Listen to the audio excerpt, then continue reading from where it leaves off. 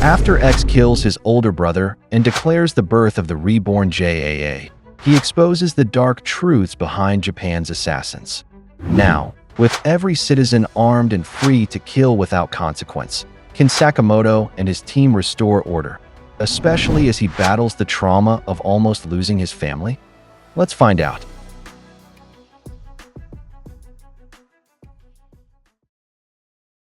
The scene showed a woman sitting quietly on a train.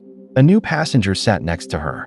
Because he pressed against her and squeezed close to her, the woman got triggered. She said there was plenty of space, but he chose to press against women every day. So she called him a disgusting pig. Suddenly, she pointed a gun at his forehead and shot him. This was the first day that citizens were allowed to bear arms. The first shooting occurred at exactly 1:40 in the afternoon. On the road, while driving, they noticed the car in front of them switching lanes repeatedly. The driver couldn't believe it was that road rage driver again and called him a menace. He was annoyed because there were apparently children walking in the area. The man sitting next to him asked when that person would be arrested because this wasn't the first time they had encountered him. In extreme frustration, he got out of the car.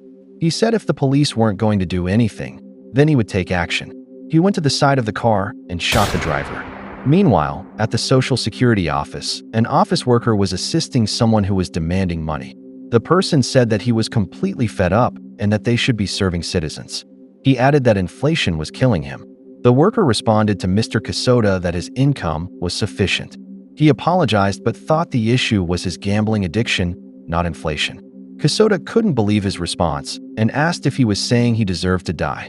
Indeed, answered the worker as he pulled out his gun to target his forehead. After shooting him, he said that because of trash like him, people who truly needed help were being demonized. By day 3 of allowing everyone to bear arms, nearly 0.25% of citizens had already used a bullet. The death toll had reached 324,000. However, there was reportedly a 90% drop in petty crimes compared to the same day last year. On top of a building overlooking a vast area, X and others could be seen monitoring the death count. According to X, when you shoot someone for the first time, the first shot is a heavy decision, and it requires significant justification. The scene returned to the Social Security Division where a coworker asked the person who had just fired the shot what they had done. He replied that the victim was a total scumbag who shamelessly abused the system. His colleague responded that whether he was a scumbag or not wasn't the issue. He had killed a person, but he answered that it was legal to use the 3 shots they each had however they wanted, and that the government permitted it. But his colleague found it despicable and said resorting to violence was a disgrace. This seemed to irritate the shooter. Back to X, who explained that pulling the trigger becomes easier the second time. And indeed it was true, because the office worker who had just shot someone suddenly shot his colleague in the forehead for criticizing him. X explained that after the first shot, the threshold for killing becomes significantly lower. The taboo lifts, and even trivial matters can serve as triggers. And in the end, there's no going back. Back at the office, the colleague of the office worker was now lying on the floor, bloody. He was convinced that he hadn't done anything wrong since it was perfectly legal. People think that because it's legalized, there's no guilt in doing it. X added that it's very easy to destroy the moral compass. And once a critical mass of people crosses the line, their acts of violence justify others following suit. Again, at the Social Security office, another woman pulled out her gun and targeted the man who had killed earlier. And because of what he did, she shot him. As a result, the casualty count rose once more. Because of this, the domino effect was kicking in. Akira was troubled by this. She just stared at the counter, unable to believe how many people had died by now. X said that was right. But in Akira's mind, she couldn't accept that when people are given power, they become that brutal. He quickly rushed toward X, who was just sitting, but Kumanomi stopped her, asking what she thought she was doing. Nevertheless, she quickly lifted and threw Kumanomi to the floor. And when the person restraining her was down, Akira went straight to X and held a blade to his neck. She asked why X had gone to such lengths just to provoke people to become violent. She wondered what did he want to happen. To which X answered that it was just payback for the dirty work they were forced to do. The scene suddenly shifted to a large JCC building. Torimaru was shown focused on her phone. She said what was happening wasn't funny anymore. She wondered what had happened to the JAA. Japan now seemed like a total dumpster, according to her. This was spreading all over social media. Mafuyu suddenly told her to shut up. This meant that the Order and X were now working together. He couldn't believe what was happening. Kaji responded that apparently, the JCC was separating from the JAA, and they didn't know how long they would remain safe there. Amane said he had no idea that X was that deranged. He asked how many people would die now. According to Natsuki, it was surely game over for Japan. He had run an AI simulation, and within a week, it showed that 9% of the population dead. They said it only needed 10% for the country to collapse. Torimaru wondered how many people 9% of the entire population was, and Amane answered that it was about 10.8 million. Natsuki thought deeply about why this was happening. If X had a grudge against people, why didn't he just kill them himself? He wondered what X was trying to achieve. Suddenly, someone rushed into their room and called for Natsuki. He said that you know what had arrived. He showed and delivered a box, and because of this, Natsuki thanked him, while Torimaru and the others became curious. When he opened the box, it contained a gun. Everyone was curious about it, and Torimaru asked if this was what was being distributed to people. Amane thought it was just an ordinary Glock. Meanwhile, Kaji was surprised that it could be ordered via mail. Natsuki responded that there was a lot of paperwork involved and the process was somewhat troublesome. Mafuyu then noticed an accompanying booklet inside with instructions on the proper stance for shooting.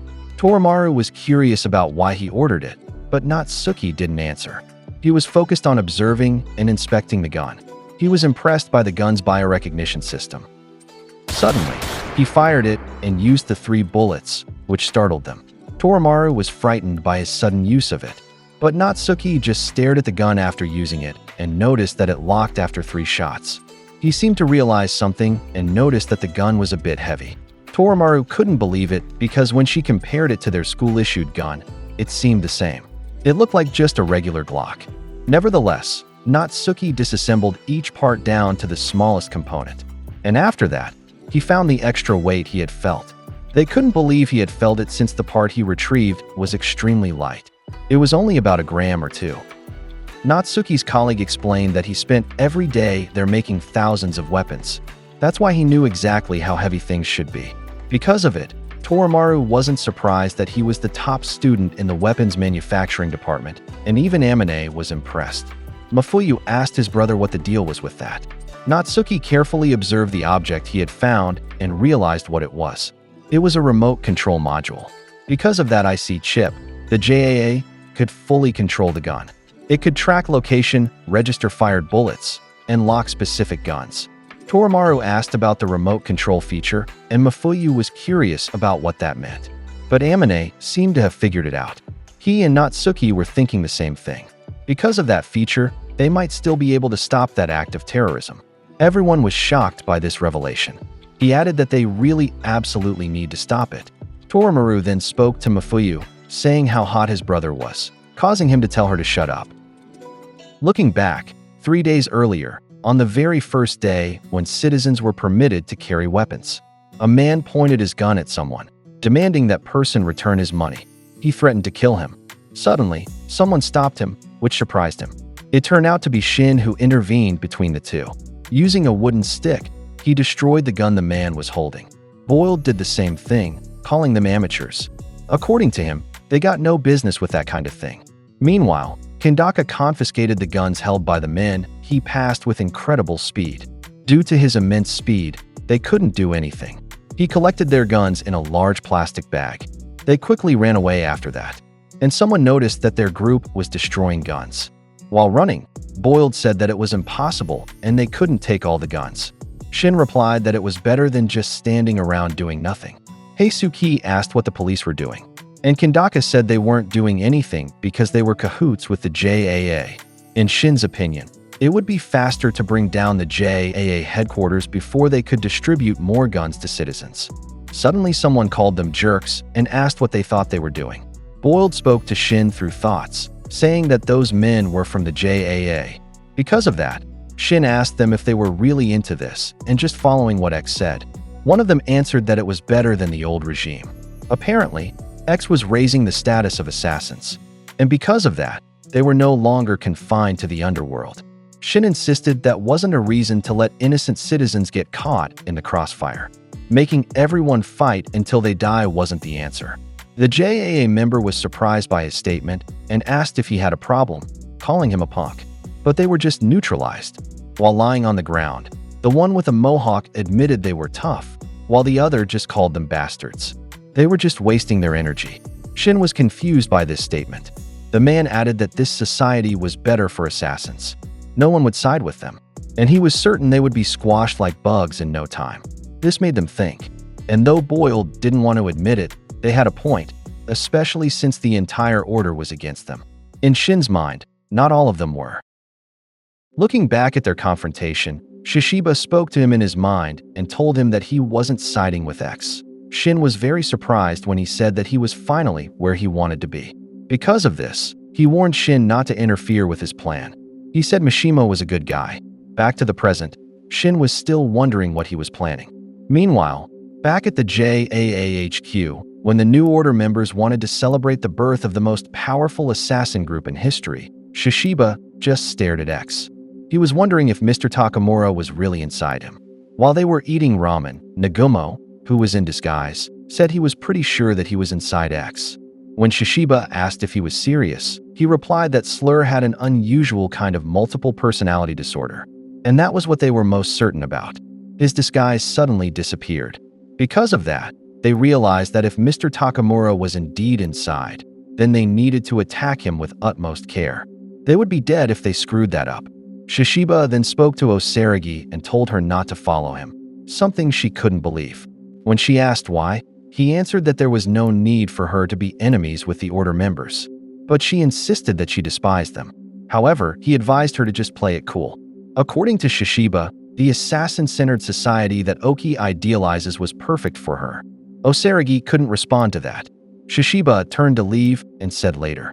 However, Osaragi called him, and when he asked what it was, she insisted that they were now enemies. Shishiba knew that and just said it was all good. He thought it would probably be easy enough, like removing a speck from the eye. Simple and satisfying, and that kind of job suited him. At least, that's what he thought. He was tired of killings that kept him awake at night. Meanwhile, Shishiba went straight to X, and while his back was turned, he called him Mr. Shishiba. X asked if that was his name and if there was anything he could do for him. He simply replied, "Let's see," and that he didn't think so. He then quickly charged and used his hammer. However, it was blocked by the handle of Takamura's katana, which X was now using. He yanked it, and the two clashed. Shishiba thought that before Takamura emerged, he would take the initiative. He hammered the end of his coat and pulled him closer, something X didn't expect. He subdued him and wanted to end it quickly. He repeatedly struck him with the hammer, but it was blocked by X's weapon. When X looked, Shishiba realized there was someone behind him, and it was Oki. Oki charged at him, but fortunately, Shishiba avoided his weapon. When he called out to him, Oki just replied, "Too bad." Torres was also there, aiming his sandblaster at him. Shishiba quickly jumped to avoid it. Oki admitted that he thought this might happen when they learned that Yatsumura was still alive, but they couldn't accept that he was secretly meeting with that tattooed bastard. Torres said it wasn't that he hated him, but it seemed they had no choice. Oki asked why, and he answered that it was too heavy to carry. Oki thought he was smarter than that. Oki quickly tried to hit him in the eye, but before it could land, he blocked it with his hammer.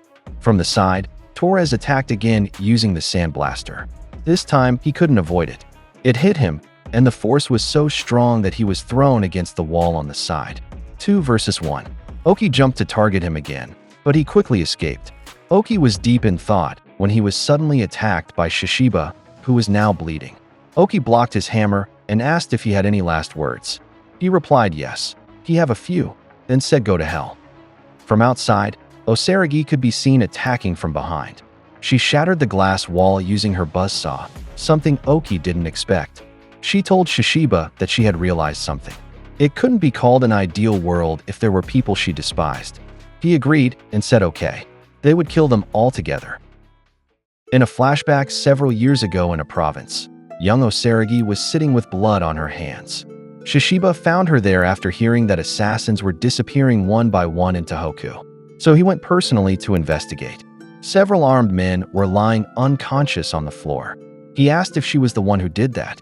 Outside, the two talked, and Osaragi asked if he was a god or something. She was curious if he came there to kill her. Shishiba was puzzled by what she said. To clarify, she explained that they say gods punish those who do evil things. Too bad for her, but Shishiba was also one of the bad guys. While eating, she simply replied that it was a shame. He then asked if she had a death wish, and Osaragi said no. She just didn't feel like she belonged there. So Shishiba invited her to a place supposedly full of people like them. Osaragi contemplated his offer. Back to the present, the two of them were now facing X, Torres, and Oki. It seemed Shishiba had picked up something valuable by accident. He replied that Oki's attitude was the real problem, because it wasn't just some thing. However, while preparing, Oki responded that he had no use for tools that acted on their own. He swung his weapon, so the two quickly jumped to avoid it. He ordered Torres to quickly join the fight. When Torres touched the ground, he destroyed where the two were about to land. He hit the floor with his sandblaster, causing it to break. Shishiba was troubled because it created a hole, causing them to fall to the ground floor where many JAA members were present. Oki commanded them that whoever could kill the two would take their place in the order. So they were told to fight for those seats and kill the traitors. The two didn't back down, and Shishiba simply replied, "Bring it on." Back to back, Shishiba and Osaragi fought the numerous JAA members there. Using their weapons, they took down those present one by one, even though they were outnumbered. With his hammer, Shishiba effortlessly beheaded and cut off the hands of those fighting against them. And even when someone had a sharp sword, he didn't back down. Instead, using only his hammer, he shattered the weapon and split the person's body. On the other side, someone used what appeared to be thick metal to stop Osaragi's saw. The man said they should kill her now, so the men simultaneously lunged at Osaragi. However, they couldn't stop her, and she just used her weapon to escape and spin around while killing the enemies one by one. She even reached the upper level, chopping up many JAA members along the way. Witnessing this, Torres commented that they were scary as hell. Oki agreed and said they were like ferocious beasts, and the killing intent of these two was suffocating. From behind, X suddenly changed. Takamura's consciousness awakened inside him. Torres and Oki shuddered at his presence, and while fighting, even Shishiba noticed it. X was above, positioned like Takamura while holding his katana. Shishiba was annoyed that he had forgotten about Takamura. Apparently, he reacted to killing intent. X was now mumbling, and Osaragi became nervous when she noticed she was his target. Shishiba warned her to be careful. However, X moved so quickly that she couldn't even prepare. X struck Osaragi, who was now bleeding, while splitting her buzzsaw in half down the middle. Shishiba couldn't believe what had happened to her. Shishiba recalled their conversation, where she said she thought the god of killing didn't like him. She had dreamed that they were all walking in darkness, and he was the only one who couldn't see the path and got lost. She pleaded with him not to leave alone and to take her with him. Back to the present, Shishiba approached Osaragi. He stood up and quickly charged at X. He hit him on the shoulder, and in Shishiba's mind, he wouldn't let her die. He kept repeating this while fighting Takamura's consciousness inside X. However, the katana was now at his neck, and Shishiba accepted that he was finished. But X moved to block a bullet targeted to his head. He was annoyed because someone had arrived and interfered. He was puzzled and looked toward the source. Shishiba saw the rifle and recognized it as Kamahati. He said he would save Osaragi. Shishiba couldn't believe that it was really Kamahati. He answered that they had barely ever spoken before. Shishiba commented that his voice was extremely quiet. Kamahati admitted it was because he rarely ever came down to the surface. Shishiba just replied with a whatever and told him to get ready. Meanwhile, Oki hadn't expected Kamahati to be there either, and he said he thought he'd be more reasonable than that. Still, he just replied, "Screw this garbage." He added that thanks to asshats like them, the morning weather had to be interrupted for a special report. Whatever happens, he said he's on the side of the weather girl and Osaragi. While they were talking, X suddenly attacked using Takamura's persona. With a clean strike of his katana, he sliced through the pillar in that area. Thankfully, Shishiba jumped out of the way just in time, and Kamahati ducked down and managed to avoid it too. When Shishiba asked if he could handle close combat, Kamahati bluntly said hell no. That made Shishiba question why he was even there. To which he answered that it was because he couldn't carry Osaragi on his own while running from that place. Without hesitation, Shishiba picked Osaragi up and carried her on his back. He said it wasn't his style to run off with his tail between his legs, but he had no choice now. Kamahati then fired a shot targeting X. However, X deflected the bullets with his katana while muttering something. Shishiba was surprised at how heavy Osaragi was. When he turned to look, he realized it was because she was still clinging tightly to her shattered buzzsaw. He tried to pry it off, but even though she was unconscious, her grip remained firm. He remarked that they'd probably have to pry it out of her dead hand. Shishiba was impressed. Meanwhile, X leapt into attack. When Shishiba saw him, he didn't back down and brought out his hammer. Kamahati fired again. It wasn't his style, he said, but he had no other choice. He shot at X again, but his ultra-sharp blade sliced the bullet in half. A blast erupted where X stood, damaging part of the building. As they were retreating, Shishiba commented that it was pretty handy, but Kamahati just told him to shut up. When the smoke cleared, X was still standing in the same spot. Torres then asked Oki if he wanted to go after them, but he said no. He was wondering why he felt so uneasy. Suddenly, Kamahati sneezed. Shishiba curiously asked if it was allergies, and he explained that whenever he fires those bullets, it makes his muzzle itchy. But more importantly, he asked if Osaragi was alright. Shishiba couldn't respond, given her condition. Kamahati then suddenly asked who the guy with the freaky hair was. Shishiba paused and turned in surprise. There was a man with spiky hair and prayer beads blocking the path. Shishiba asked what he wanted, but the man just told him not to get too amped up. Kamahati apologized and said they were in a hurry. He fired a shot at him and told him to get lost. But instead of dodging, the man simply raised his hand and said he felt a tingle. He had special nail guards on his hands that could control electricity. He targeted Kamahati from across the area and electrocuted him. Kamahati couldn't react at all as the electric shock hit him, and Shishiba was immediately alarmed. The man approached them and told the sniper not to be so prickly. Shishiba charged at him with his hammer. But again, the enemy was unfazed and easily caught the attack. Shishiba grew frustrated when the man grabbed his trusted weapon and electrocuted it, destroying the hammer in the process. In his mind, Shishiba realized that this guy could easily wield electricity, making him the worst possible match for his weapon. The man smiled and lunged again, while Shishiba admitted he absolutely hated static. They fought head-on, and Shishiba could feel the electrically charged blows. It was like being hit repeatedly with a stun gun. The man just kept smiling and even advised him to find cover. He then repeated the same electric attack he had used earlier on Kamahati. Shishiba was struck directly and couldn't fight back anymore, and so he apologized to Osaragi. However, while lying helpless on the ground, the electric shock that hit him also struck Osaragi. The jolt suddenly woke her up and brought her back to consciousness. She lifted herself up, still gripping her shattered buzzsaw. The man didn't see it coming, so it was already too late by the time he realized that Osaragi had struck him in the face. She hit him with tremendous force using her weapon, destroying the nearby pillar and sending the man flying from where he stood. The impact was so strong that he even coughed up blood. This time, it was Osaragi who carried Shishiba, clenching him with her mouth, and Kamahati slung over her shoulder. She quickly leapt from that floor and smashed through the glass window to escape. Impressively, despite the height, she managed to land safely on the ground below. Meanwhile, the man sat up and laughed. X called him Gozu and told him he was late. Gozu simply replied that he shouldn't be too amped up. He asked curiously who those freaks were, and X answered, "The Order." Gozu commented that they were pretty spicy and declared that he was going to kill them. As Sakamoto stared at their collapsed home and shop, he wondered what was happening to him. He knew it wasn't the time to fall apart.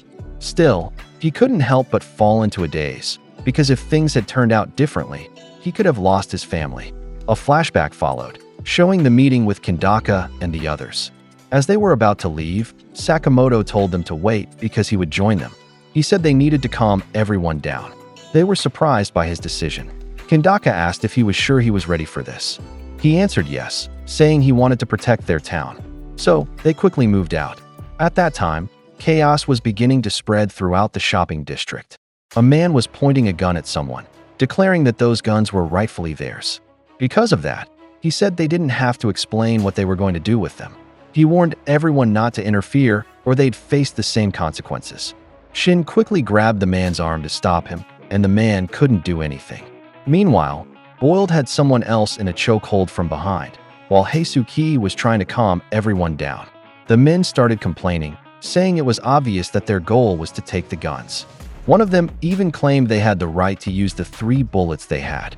Then, all of them pointed their guns at Sakamoto, saying they intended to bring him down. Shin grew worried upon seeing that. Sakamoto just stood there, while Boiled warned him to watch out. But all Sakamoto could think about was the explosion at their store. The memory made him sweat, and as a result, he couldn't move a muscle, even with all those guns aimed at him. Shin quickly acted and ran behind Sakamoto. He used his ability and told the civilians to shoot him instead. The men followed his movement even though they didn't intend to, wondering why their bodies moved on their own. Shin took the bullets fired at him. Sakamoto was immediately worried for him. Luckily, Shin grabbed a manhole cover and used it as a shield. Boiled slammed the 2 men he was holding into the ground and told them to stop with the nonsense. Kendaka then asked Shin if he was okay. Shin answered that he was fine. In his mind, he knew it wasn't an illusion. He had rewritten the thoughts of a large group of people all at once. And because of that, he came to realize something. Meanwhile, Heisuke ran toward Sakamoto and asked if he was feeling sick. He still couldn't move and just apologized. He couldn't bring himself to fight.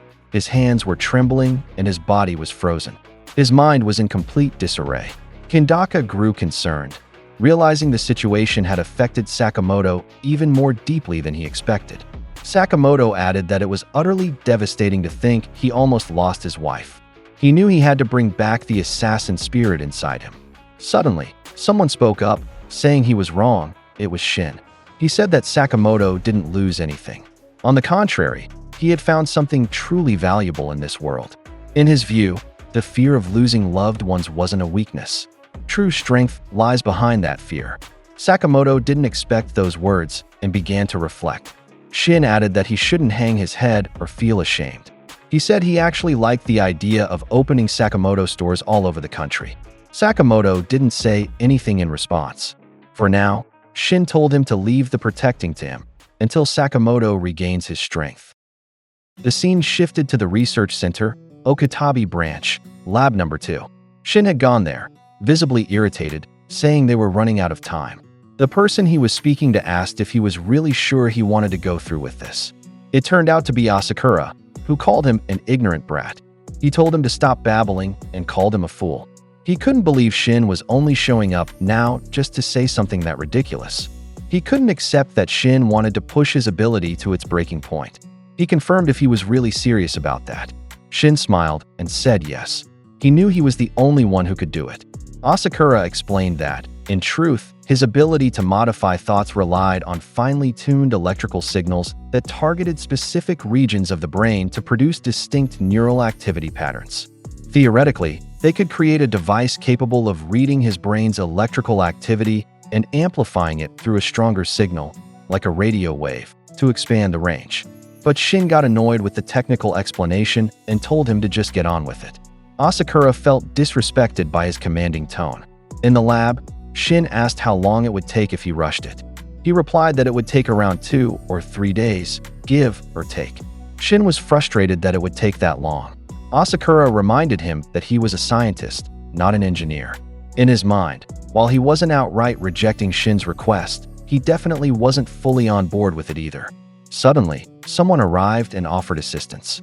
Both of them turned to look and were shocked to see it was Kashima. Shin said he thought Kashima was dead, but Kashima replied that he had been searching for Shin too. Asakura was irritated upon seeing him, saying he never thought he'd have to lay eyes on his disgusting face again. He asked how Kashima even had the nerve to show up there after everything he'd done. Shin explained that Kashima was no longer a threat. Kashima's arm was now a mechanical claw. Kashima admitted that, back then, he was convinced his sense of justice was correct. He now knew he had been wrong, and he apologized to them. The two were caught off guard by that. Kashima added that he genuinely wanted to put an end to all the violence happening now, so he pleaded with them to let him help. Asakura was curious as to what had changed his mind, and so Kashima explained that X had been consumed by blind violence, and now he only wanted to satisfy his thirst for revenge. As a result, many innocent people were suffering. X's actions now were far from the concept of justice Kashima once believed in. Asakura had no choice but to allow him to help. So he showed them his plan. He presented the blueprint for the device and told them they only had 1 hour to complete it. Kashima agreed without hesitation. Back in the city, chaos had broken out among the people. The men there were rallying to take down the bastards, Sakamoto and his group. They began searching for them, demanding that they show themselves. Meanwhile, Kandaka, Boiled, and Heisuke were running through the area. When asked where Shin was, Kandaka said he had no clue, but he mentioned that Shin had a plan. Shin was seen standing somewhere, holding a megaphone and wearing headphones. He was actually on top of a signal tower, along with Kashima and Asakura. They reminded him to be careful. Asakura warned him that his brain would be going through a tough test, so he shouldn't push himself too hard if he started feeling exhausted. Shin agreed, and simply said to push it to maximum power. Asakura was irritated and called him a little brat. Facing the city, Shin waited for Asakura's signal. Once he gave the go-ahead, Shin focused, and then called out to everyone carrying a weapon. He looked up and commanded them to fire at the ground and shoot every bullet they had. When Shin gave the command to aim their guns at the ground and fire all their bullets, the message was amplified through the tower satellites. The radio waves transmitted the signal, reaching a large number of people. As a result, they all readied their guns and fired at the ground. Everyone affected by the signal followed the command. They were all confused, wondering what had just happened. One of them said it felt like a voice told him to shoot the ground, and the person beside him agreed. Even those inside trains or outside on the streets followed the instruction. Asakura was thrilled that it actually worked. However, it was clear that using his ability to such an extent had a serious effect on Shin. He started to have a nosebleed. Asakura quickly approached him and asked if he was okay, growing worried by how bad his condition looked. Shin responded that he was fine. What mattered was that they accomplished their goal. When asked how many people he thought received the message, Asakura answered that he believed it reached the entire area, and that was more than enough. Suddenly, Shin stood up and jumped. There was no time to rest, he said. He invited them to move on to the next location. Asakura then recalled when Shin was just a kid, who would have thought that Brat would grow into someone so reliable. Kashima agreed, saying that Shin had become a thorn in the enemy's throat. Asakura commented on how arrogant that sounded. Meanwhile, in the building where X was, someone reported to him that there had been an abnormal spike in the rate of civilians using their weapons. X was shocked by this. The man added that it looked like someone was pushing them to shoot without any aim. X began to suspect that Sakamoto was behind this, sabotaging his plans. However, the one truly responsible was Shin. In the next scene, Shin used his ability again, this time to command everyone at the next location to fire all their bullets into the ground. The people had no choice but to follow, even if they didn't want to. They were all bewildered by what was happening, calling it incredibly strange. Shin was pleased, now that even Naruma had been cleared. Nearby, Boiled, Kandaka, and Heisuke witnessed what was going on and were shocked. They thought what he did was insane. As they ran, they wondered how he managed to pull it off. Shin explained that it seemed like people were picking up his superwave power and it was spreading. Although, he admitted that he didn't fully understand how it was happening yet. Heisuke was deep in thought when Shin mentioned the waves. He said that if they could transmit it from a tall enough tower, they might be able to cover all of Japan in one go. Shin turned to look at him, now seriously considering the idea of a very tall tower. Heisuke then suggested the Sky Tower. That stunned everyone. Still, Kashima said they might as well try it. Asakura thought for a moment and said they'd just need a bit of preparation, but in theory, it seemed possible. However, he also warned that they couldn't predict what kind of effect something that large would have on Shin's brain. Shin replied that they shouldn't worry about him and should just do it. Asakura angrily asked Shin to listen to him carefully, but Shin argued that maybe his power existed specifically for this very day, and it was clear he was fired up. Asakura didn't say anything back, while Boiled commented that Shin was truly hard-boiled. They made their way straight to the Sky Tower, jumping over the automated gate to get inside. Some men chased after them, yelling at them to stop. They warned that if they didn't, they'd be taken down. Heisuke was puzzled, wondering why there were people from JAA there. Kandaka said he would handle them. He told the others to go on ahead to the top. The group began ascending. and once they reached a high enough level, Heisuki swallowed nervously, saying they were already incredibly high up. Asakura replied, "Of course, they were trying to send waves across all of Japan." Shin urged them to hurry, as there was no time to waste. Suddenly, Shin heard something that made him turn and grow alarmed. A jet was heading straight in their direction. It crashed into the sky tower, damaging a major part of the structure. The top portion was severed and came crashing down. Fortunately, it fell toward a body of water below. One member of the group was seen dangling from the edge of the tower. Turns out, it was Shin, trying to pull himself up. He noticed that Boiled and Asakura were buried under the wreckage and called out to them. As Shin pulled himself up, X was suddenly standing right in front of him. Shin panicked when he saw him there. X remarked that Shin's actions were starting to resemble Sakamoto's style more and more. He told himself it was all or nothing now, especially since there was a river below them. Shin activated his ability on him. He successfully gave X a command to kick the steel beam, which caused both of them to fall. X didn't expect that, but he wasn't letting Shin get away. He caught him using his sword whip and yanked him back. He flung Shin straight through the tower's glass wall. Inside, X pointed a gun at him. He said that these guns represented his revenge against the world. That's why he told Shin not to get in the way of his plans. Sitting on the floor, Shin realized that from overusing his ability, his body wasn't responding anymore. X was ready to shoot and bid him farewell. So Shin thought to himself what he should do now. When X pulled the trigger, the gun didn't fire, something that shocked both him and Shin. He hadn't expected that at all. It turned out to be thanks to Natsuki. The scene shifted to where Natsuki was, busy on his computer alongside his brother Mafuyu, as well as Torimaru, Amine, and Kaji. When the issued guns were fired by the public, they were all surprised to find that they didn't work. In a nearby park, people who were about to shoot each other paused and questioned if the guns had shut down or malfunctioned. One of them even commented that the government's policies were incredibly careless. Back to Natsuki. He had successfully hacked the weapons system by tracking their electronic chips and disabling all the guns across Japan. Torimaru was impressed that he could pull it off. Truthfully, it should have been impossible unless the signal transmission center had been damaged. Torimaru jokingly said maybe the sky tree had been smashed. But Amine started thinking seriously about that possibility. They began to suspect that there were others out there fighting too, not just them. Back to Shin. He couldn't believe he had been saved. He felt incredibly lucky, like the bullet had gotten stuck mid-fire. X looked at the gun in his hand, then tossed it aside in frustration. Instead, he drew Takamura's katana and declared that nothing beats the old-fashioned way of killing. Back to Natsuki. He stated that, for now, all the guns they had distributed were nothing more than useless junk. The people were confused about what had just happened, realizing that the guns they were holding no longer worked. A child observing the scene questioned what was happening. Some others also noticed that the sound of gunfire had completely stopped.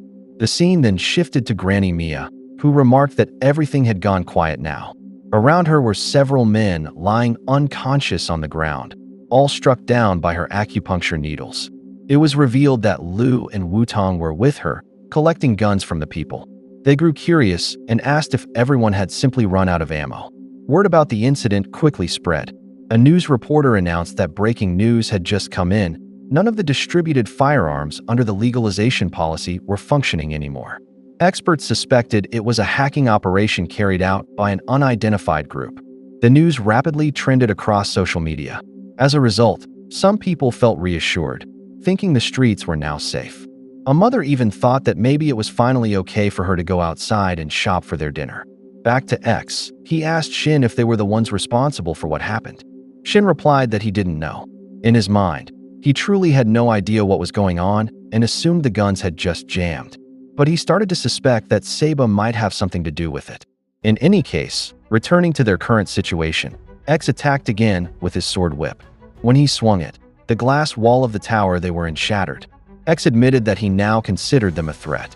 He regretted not finishing them back when they were still in the Kanto branch. Shin smiled and said it sure took X long enough to realize that. Still, he became uneasy, knowing he was now contending with the big boss himself. But it was something he had to do. He recalled Nagumo's advice. When facing X, it was crucial not to show even a hint of bloodlust, or it could trigger the persona of Mr. Takamura. Once again, X took his stance and used his weapon, which made Shin uneasy. X targeted him with the sword whip, forcing Shin to desperately dodge. Even without the Mr. Takamura persona, X alone was already an overwhelming opponent. As Shin dodged, he suddenly noticed a fighter jet seat nearby. He figured it might have fallen there along with the rubble from above. X charged at him again, and with the situation turning into do or die, Shin decided to sit in the seat and pull something from underneath. As a result, the mechanism activated and the ejector seat launched out of the tower, taking Shin and X with it. X couldn't believe he had actually triggered the ejector seat. It reminded him even more of Sakamoto and his insane improvisations. The two of them were falling from above, but X didn't let up. He kept attacking midair. People on the floor below noticed them falling outside the window. X still had his weapon in hand, and Shin was directly beneath him. X readied his whip to strike again, but before he could land the blow, they crashed straight into a massive aquarium. People outside were startled. The two of them had smashed through the ceiling and landed directly in the giant fish tank inside, drawing the attention of a massive crowd. Shin couldn't believe they ended up in such a place. For a moment, he thought it might have saved him. But then he grew concerned because there were far too many civilians around for a fight to break out here. Meanwhile, X paused when he noticed the aquarium. A memory came flooding back. He recalled a conversation he had with Ryan during a trip. Ryan had asked if he'd ever been to an aquarium. X said no and asked why. Ryan shared that she wanted to go and thought it would be fun to see the giant, colorful tanks. While underwater, X looked somber as he took in the sight of the aquarium and the people inside. Quietly observing, he saw an image of Ryan in the crowd, smiling at him. From a distance, Shin watched, confused by what was happening. X had suddenly gone completely silent. But then Shin noticed something approaching X from behind, a shark. As it lunged forward, about to bite him, X snapped back to his senses. He struck, shattering the giant fish tank using Takamura's ultra-sharp katana. The water burst out and swept everyone away. Lying on the ground, Shin thought to himself that he had forgotten. Bloodlust didn't only come from people. Because of the incident, the aquarium was shut down. An announcement was made, thanking visitors for coming. At the same time, a missing child was reported. Meanwhile, the persona of Mr. Takamura had once again taken over X. He murmured quietly to himself, his weapon still embedded in the shark that had just tried to attack. Now that there was no one around because of the shattered aquarium, X and Shin faced each other once more. As he sat, Shin wasn't sure how long he could last against Takamura. Still, he had no choice. If he could even slow him down just a little, then maybe there was still hope. X raised his katana and charged at him. But Shin quickly retreated and took cover behind a pillar, which X effortlessly sliced through. Shin was impressed. Even when he looked into the future, he couldn't track X's movements. He couldn't believe that Nagumo and Sakamoto had managed to fight that beast without any ESB. He clutched his head, thinking that if he lost focus for even a split second, he would be dead on the spot. Just then, X attacked, swinging his katana straight for Shin's head. Luckily, Shin dodged just in time, with the blade only grazing his cheek. Panicked, Shin wondered if his ear had been sliced, and he reached up to check. Thankfully, it was still there. Knowing full well that X was really going to slaughter him, he leapt over the railing and escaped for now. He dove into the water, while X only watched from above, mumbling to himself. As Shin swam through the water, he told himself he just needed to get away for now. But he was startled when he realized he had ended up inside the seal tank. Some children nearby even wondered aloud if he was a caretaker when they saw him there. From Shin's point of view, he could see X approaching, and when he noticed him standing behind the children, Shin screamed, causing a mouthful of water to rush into his mouth. X quickly punched the seal tank, shattering it completely. Shin and the children dodged and moved to the side just in time. The force of the water carried Shin out of the tank, and he was flung across the floor. As he lay face down, X simply stared at him. One of the children who witnessed it began to cry, prompting a nearby man to comment that he had made the kid cry. X turned and gave them a menacing glare. In that brief moment, Shin managed to slip behind him, something that caught X by surprise.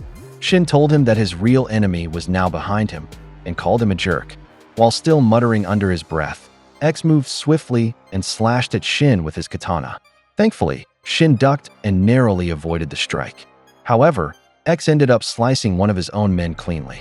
The man's head and gun were both neatly severed. Shin was shocked and asked who that person was. The decapitated man, still somehow speaking, said he had only been trying to support X, whom he called master. Several more of X's men were present, all armed with guns. They couldn't believe what had just happened to Kato. One of them said they came because they had heard their master, X, was fighting someone. Shin realized that X was reacting to their bloodlust, and so he warned them to stay back, unless they wanted to die. But X's men didn't believe him. One even said it was Shin who's gonna get it. X, still muttering, took his stance again. Meanwhile, as the severed head continued to speak on the floor, X treated it like a golf ball, swinging his katana like a golf club.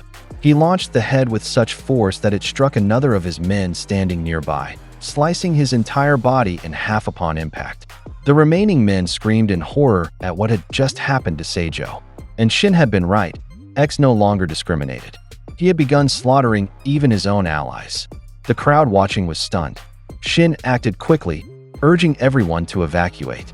He shouted that everyone needed to run. Shin grew increasingly worried for the civilians in the area, wondering what he should do. He wondered if he should try to hijack X's mind to stop him, but he wasn't sure if that would even work on a monster like him. He imagined what might happen. If he failed, it would be over. But even if he managed to freeze him for just a split second, there was no way he could defeat him alone. If only he had support from his allies. He thought of Asakura and the others and hoped that they were all right. He then ran toward another part of the aquarium, telling himself he couldn't afford to wimp out now. He had to think of something. As he moved, something caught his eye to the side. There was a body floating inside one of the fish tanks. And it wasn't just one. There were countless victims slaughtered by X. Their blood spread through the water, clearly visible through the tunnel aquarium. Their bodies floated alongside the fish inside. Shin couldn't stop himself from sweating out of fear, terrified for his life. Moments later, the entire tank had filled with blood, darkening the color of the water. Shin looked around, trying to locate X, too late to realize he was already above him. X stabbed his katana into the thick glass and targeted Shin again. The strike cracked the glass, and water began leaking out. The two faced each other once more. X emerged from the leaking tank water, while Shin was visibly on edge. He told himself he needed to stay calm and freeze him with his yesbi. However, if X sensed any bloodlust from him, and if his sword moved even slightly faster than Shin's yesbi, he would be dead. Then Shin got distracted when he noticed a woman and a child behind him. He heard the child crying and couldn't believe they had been left behind. Clenching his fist, Shin silently braced himself to make a critical decision. He told them that everything's okay.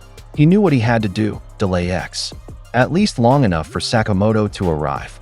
He had to create even the smallest opening and attack with everything he had. As he stood there thinking, X just stared at him. And right as Shin found the moment to say freeze, X had already swung his katana at Shin's neck, as if his head had been sliced clean off. Once again, Takamura's persona inside X murmured silently. X had already slashed Shin's neck with his katana before Shin could react. As a result, Shin was unable to fight back. His eyes widened when he suddenly felt someone gripping his clothes. It turned out to be Atari, who had suddenly appeared behind him. Strangely, his head was still intact. Shin was puzzled about why Atari was there, and she simply said she was glad she had made it in time. Shin asked her what she was doing there, and more importantly, he was still in shock over what had just happened. In front of him stood the murmuring persona of Takamura inside X. Shin instinctively grabbed his own neck, certain that he had been slashed. So he wondered, how was he still alive? Atari explained that it was due to the tunnel effect, a phenomenon where a particle can penetrate a barrier that should be stronger than its own energy. But the odds of this happening were incredibly small. In other words, the particles of Shin's body and those of the sword had somehow miraculously not collided. Shin was in disbelief by this explanation. He couldn't believe it was even possible for one object to pass through another. Atari insisted that even if the chance was tiny, if something was technically possible, then luck could make it happen. Shin then remembered that Atari had once told him she only had a tiny bit of luck left. Atari confirmed that this was exactly what had just been used. Meanwhile, X was just as bewildered by what had happened. He couldn't believe it either. Atari, sweating nervously, apologized to Shin, saying that because of this miracle, they were now left with some major bad luck. And what she meant by that was the arrival of new Order members at the aquarium. Shin froze when he realized what Atari was talking about. There stood the leader of the Order, Oki, along with Torres, Kuminomi, Gozu, and Tanabata. Shin turned around to look at them, clear anxiety on his face. Torres asked how they had all ended up at the aquarium, calling it a bizarre coincidence. Oki explained that he had a personal policy of using his free time to recharge his batteries, and scientifically speaking, visiting an aquarium was proven to relieve stress. That was why he often came there.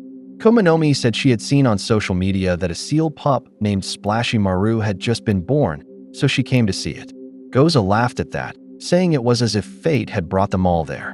As for himself, Goza said he had just happened to stop by to use the restroom. Torres, on the other hand, said he had been playing sea yarn pachinko and suddenly had a strong urge to smell the sea. When he asked Tanabata why he was there, he was silent at first. Then he said there was no particular reason. He had just planned long ago to visit that aquarium. He wondered if one really needed a special reason to go. He didn't understand why.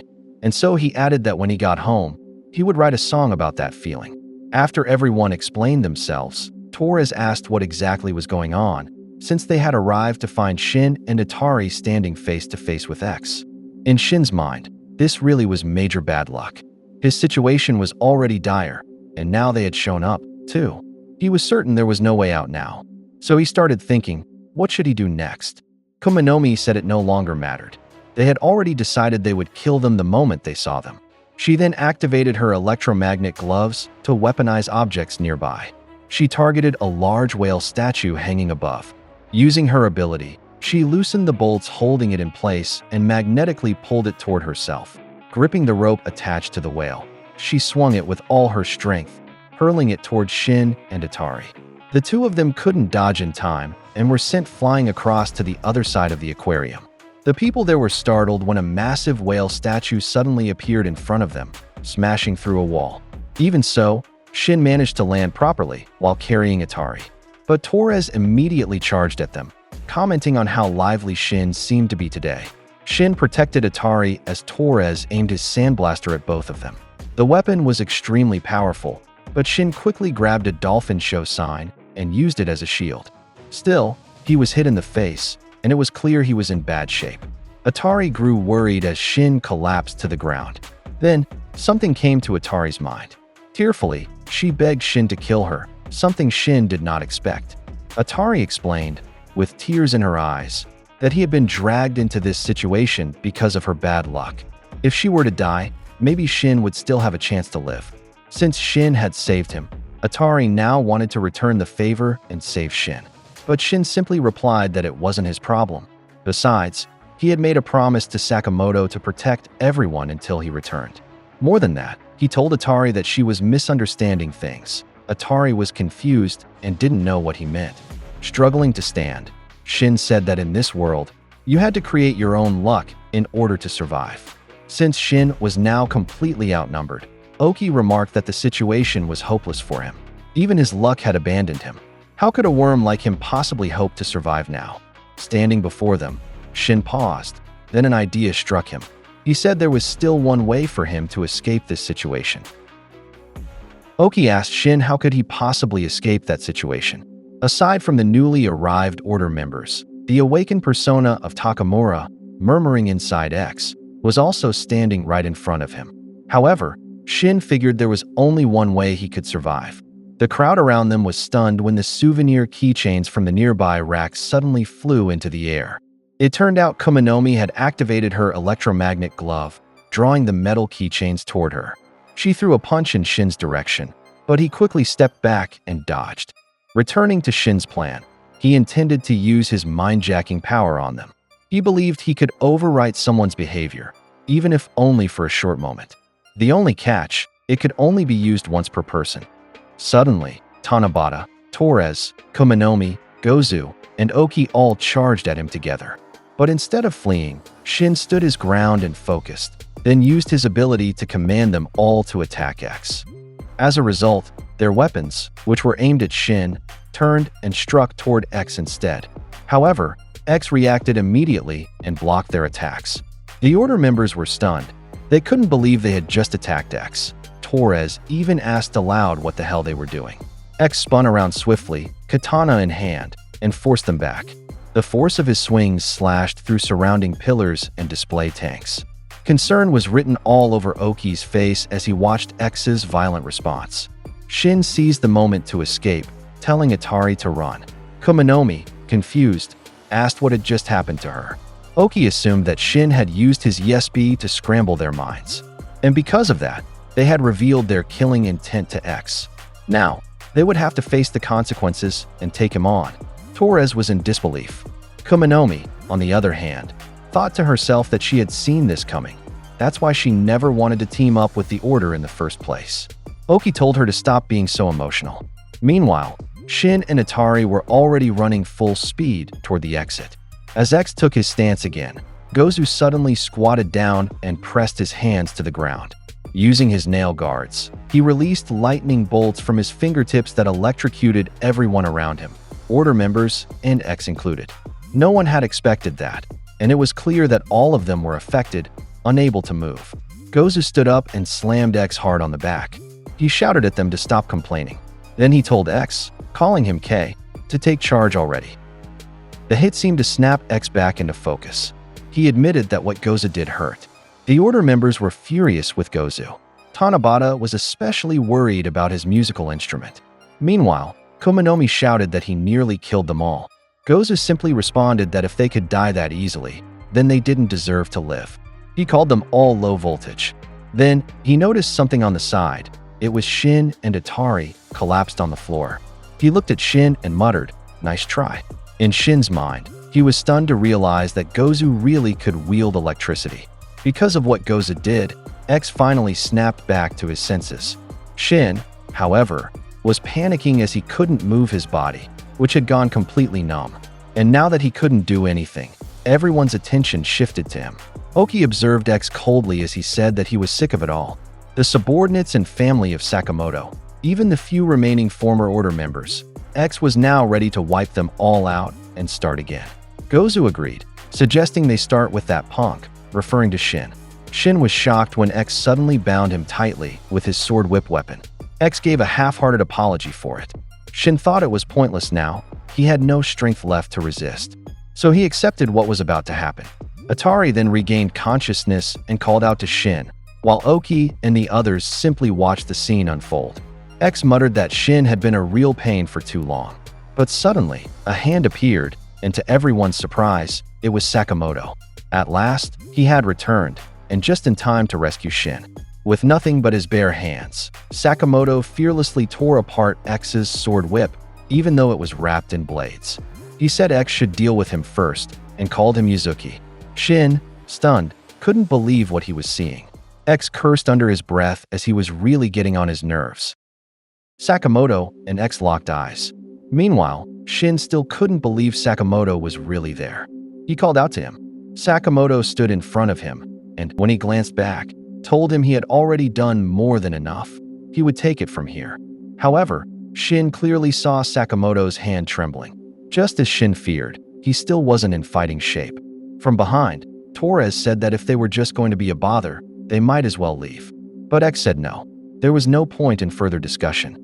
He ordered the Order members to kill Sakamoto. Upon hearing that, the members prepared to fight. Seeing that Sakamoto would be fighting multiple enemies, Shin stepped forward and insisted that he would fight too, even though his body was clearly battered and covered in wounds. Sakamoto watched him closely and saw just how much he was struggling. Then, clenching his fist, Sakamoto quickly shoved Shin back with his left arm. The force of that push was so strong that Shin couldn't do anything to resist. He was launched out of the building, crashing through the glass door. Atari grew worried for Shin and called out to him, but Sakamoto grabbed her by the collar and tossed her out after Shin as well. Shin was in disbelief at what had just happened, while Gozu and Kumanomi moved swiftly. They questioned whether Sakamoto really thought he'd be allowed to help them escape that easily. Sakamoto suddenly pulled out a grenade, removing the pin with his teeth. He hurled it toward Gozu's direction, and it exploded between him and Kumanomi. The two dodged just in time. The blast triggered the fire alarm, alerting everyone to the presence of a fire. The building's emergency gates began to close, and Sakamoto stood at the door, blocking it. Gozu immediately charged and grabbed Sakamoto by the shoulder. But Sakamoto caught his hand with ease. Gozu ordered him to move aside. But Sakamoto didn't budge. He simply challenged him, telling him to go ahead and try. With his left hand on Sakamoto's shoulder, Gozu activated his nail guards and released lightning bolts directly into him. But to Gozu's surprise, it was as if it had no effect.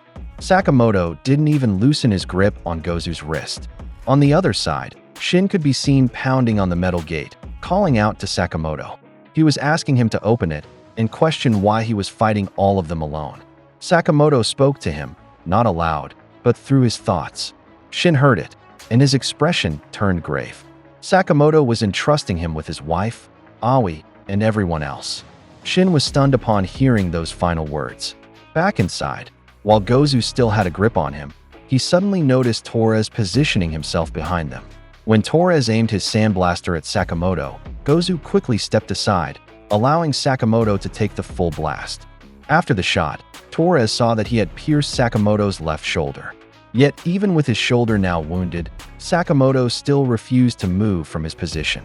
Next, Tanabata joined in. Holding his guitar, he leapt high and upon landing, strummed the strings hard. The result was a powerful shockwave of sound targeted at Sakamoto. The attack disoriented him, causing him to stagger backward. They didn't give him a moment to recover. Kumanomi moved in next, using nearby pipes as her weapon. She hurled the broken pipes directly toward Sakamoto. But still, he didn't back down. Instead, he caught two of the pipes midair with both hands. The look in Sakamoto's eyes made it clear he wasn't going to give up, not easily. Not even when he was facing not just one enemy, but multiple Order members and X himself. Back to Shin, he was frozen in disbelief. He realized that Sakamoto was fully prepared to die just to protect them, even when he knew he no longer had the strength to keep fighting. Frustration welled up inside Shin. He shouted angrily, telling Sakamoto to stop acting so cool in there. Then, without hesitation, he took off running and yelled that he wouldn't let him die. Atari, startled, wondered what Shin planned to do. The scene shifted to Boiled, who was coughing up water he had swallowed. Beside him was Heisuke. As Boiled sat up, Kendaka commented that he had finally woken up. Heisuke greeted him with a casual yo. Boiled said the last thing he remembered was being attacked at the Sky Tower. Apparently, they had only survived thanks to falling into the river below. They were surprised when they suddenly heard someone yelling. Shin was calling out to them, relieved and happy that they were okay. Heisuke was also glad to see him and called him over. Shin ran toward them, explaining that he had been through so much. He was about to tell them about Sakamoto, but paused when he noticed the cuts and bruises on their faces and bodies. In his thoughts, he realized they had also been fighting all this time. They must be completely exhausted. So now, he felt like he couldn't ask them for help anymore. If they pushed themselves to fight in that condition, they would only end up dead. He didn't know what else he should do. While Shin hesitated, Sakamoto was still struggling. Shin knew he had to go back for him, even if it meant going alone. But then, Heisuke and the others stood up and began walking forward, ready to fight again. He invited Shin to come along and asked where Taro was. Shin was shocked by what they were doing. Kendaka confidently said that fool Sakamoto was probably rushing ahead recklessly again. So they'd better hurry, said Boiled, in hard-boiled style. Shin asked how they even knew. They answered that it was obvious, written all over his face. Heisuke told Shin to stop trying to figure everything out by himself. And to never forget, he's an idiot too. Shin was stunned to hear that. Heisuke added that before he jumped to the wrong conclusion again, he should at least talk to them first. The others agreed with that sentiment. Shin, finally understanding, responded that he got it and apologized to them. Going back to Sakamoto, he had finally been forced out of the building. He had crashed through a wall from an attack and landed in the parking lot below. Kneeling on the ground, he was watched by the Order members. Kumanomi commented that he was unbelievably tough. She thought it wouldn't be easy to bring someone like him down. Meanwhile, Torres had been wondering the whole time, why wasn't Sakamoto fighting back? Exton spoke up and asked what the point of showing up there was if he had no intention of fighting. Was he just here to talk, or did he come because of Ryan? That name caught Sakamoto's attention. He answered that when he has spoken to a cow's personality. Just for a second, it felt like she was truly alive. He had been so happy, but Sakamoto said that that was wrong. There was no way she would have ever approved of this. The Akao that X saw inside himself was nothing but a fantasy he had created. X disagreed. He was convinced that Ryan was still alive within him. But Sakamoto said he already told him that she would never accept this. If Akao really were still alive today, X would be dead. X was infuriated by those words. He yelled at Sakamoto to shut up his mouth. The Order members descended to join X together. They now stood face to face with Sakamoto, who was all alone. Kuminomi turned to X, whom she called K, and asked if she could go kill the blonde brat who had escaped. X gave her permission, telling her to go ahead. With that, Kuminomi dashed off immediately to search for Shin. But Sakamoto noticed her and moved fast, suddenly appearing right in front of her and blocking her path. Kuminomi was startled by how quickly he had gotten there. The other Order members simply watched in silence. In frustration, Kuminomi demanded that he get out of her way, calling him a half-dead corpse. But Sakamoto didn't move. He firmly grabbed her hand, the sheer force of his grip clearly visible. Kuminomi grew uneasy when Sakamoto declared that he wouldn't let her leave, not anywhere. With Kuminomi now restrained, Gozu took the opportunity to suggest that they should be the ones to leave instead. He smirked and said how sweet it was that Sakamoto and Kuminomi were holding hands. He told her to finish Sakamoto while him and Torres would handle Shin. Sakamoto, however, wasn't going to allow that. He grabbed Kuminomi's electromagnetic gloves and inspected it closely. He searched for the switch and started pressing various buttons. Kuminomi, unable to break free from his iron grip, demanded to know what he was doing. Because of Sakamoto's tampering, the crane outside suddenly started moving. Nearby worker grew confused when they noticed it operating on its own. Gozu and Torres, who were still running, also noticed the crane, and it was now moving in their direction. It crashed into the super aquarium parking lot, demolishing a large section of it. But Gozu managed to block the impact using his ability, shielding them just in time. Still, he was furious. He couldn't believe Kuminomi allowed Sakamoto to use her own weapon against them. Kuminomi, now freed from Sakamoto's grip, was equally pissed. She yelled at him to shut up and told him to drop dead. Meanwhile, Sakamoto paused when he noticed his own hand. It was trembling. Gozu noticed it too and asked what was going on. He had seen the shaking as well. To him, a coward and a weakling like Sakamoto had no business to fight them. But Sakamoto calmly replied that he doesn't choose his battles based on being strong or weak. Gozu was baffled by that. To him, being weak was the same as being dead. He then activated his kinetic energy manipulation once more, forcing Sakamoto to think quickly. Spotting a parked car nearby, Sakamoto smashed the window and jumped inside. In response, Gozu unleashed a blast of electricity toward the vehicle, hitting it directly. He watched to see what would happen. Inside, Sakamoto gripped the steering wheel and reached underneath, yanking out the wires to hotwire the car, starting it without a key. Within moments, the engine roared to life. He hit the gas and drove straight into Gozu, who slammed onto the hood and was launched into the air. Sakamoto followed him with his eyes, and Gozu clearly didn't expect that. Sakamoto's attention shifted when he saw Tanabata approaching. From the front, Tanabata leapt swiftly toward the side of the car Sakamoto was driving. It turned out he was trying to attach the cable from his guitar to it. Once connected, Tanabata strummed the strings, sending out a destructive wave of sound that severely damaged the vehicle. The force of the attack was so strong that Sakamoto was thrown out of the car, injured and scraped as his face hit the ground. X then declared that the battle was over. In Torres' mind, he called him a stupid bastard. He thought Sakamoto should have just enjoyed a quiet life with his wife and child. X added that this was the final goodbye, but he was sure Ryan would be sad about it. Sakamoto struggled to lift his head to look at him. Slowly, he stood back up and told him to cut the crap. He blamed Yuzuki, saying he was the one who killed a cow. X denied it, but Sakamoto pressed on, telling him to stop using his friend to justify even more crimes. That triggered X. He exploded in rage and shouted at him to shut up.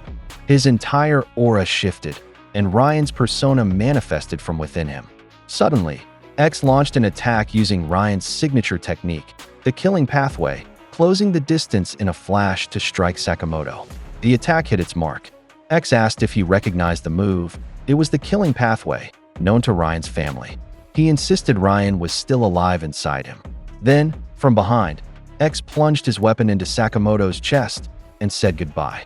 Blood gushed from the wounds on Sakamoto's body due to the strike. Yet somehow, Sakamoto chuckled weakly and managed to speak, saying he was right. As X turned to look at him, Sakamoto said that if he were truly Ryan, there'd be no time for last words. He said it was obvious that he was a fake. X was stunned by the words. But soon after, Sakamoto collapsed and slid to the ground. Sakamoto's bloodied body was lying face down on the ground, and X stared at him coldly. The other order members, including Oki, silently observed the scene. Meanwhile, Kumanomi spoke and said finally, that bastard was dead. But X drew his sword and said it wasn't over. Sakamoto was too unpredictable, so he needed to cut off his head to be sure. Sakamoto's eyes were still open. While lying there, he began to recall the people from Sakamoto's store, his memories with friends like Nagomo and Ryan, and lastly, the faces of his wife Aoi and daughter Hannah, whom he would be leaving behind. X aimed his blade at the back of Sakamoto's neck to finish him off, when suddenly someone yelled stop. It was Shin, just in time, using his mind control ability to halt X and save Sakamoto. Caught off guard, X froze against his will. In that brief window, Kandaka rushed in and dragged Sakamoto's body away to safety. They had managed to save him, just barely. Kandaka scowled upon seeing Yuzuki there.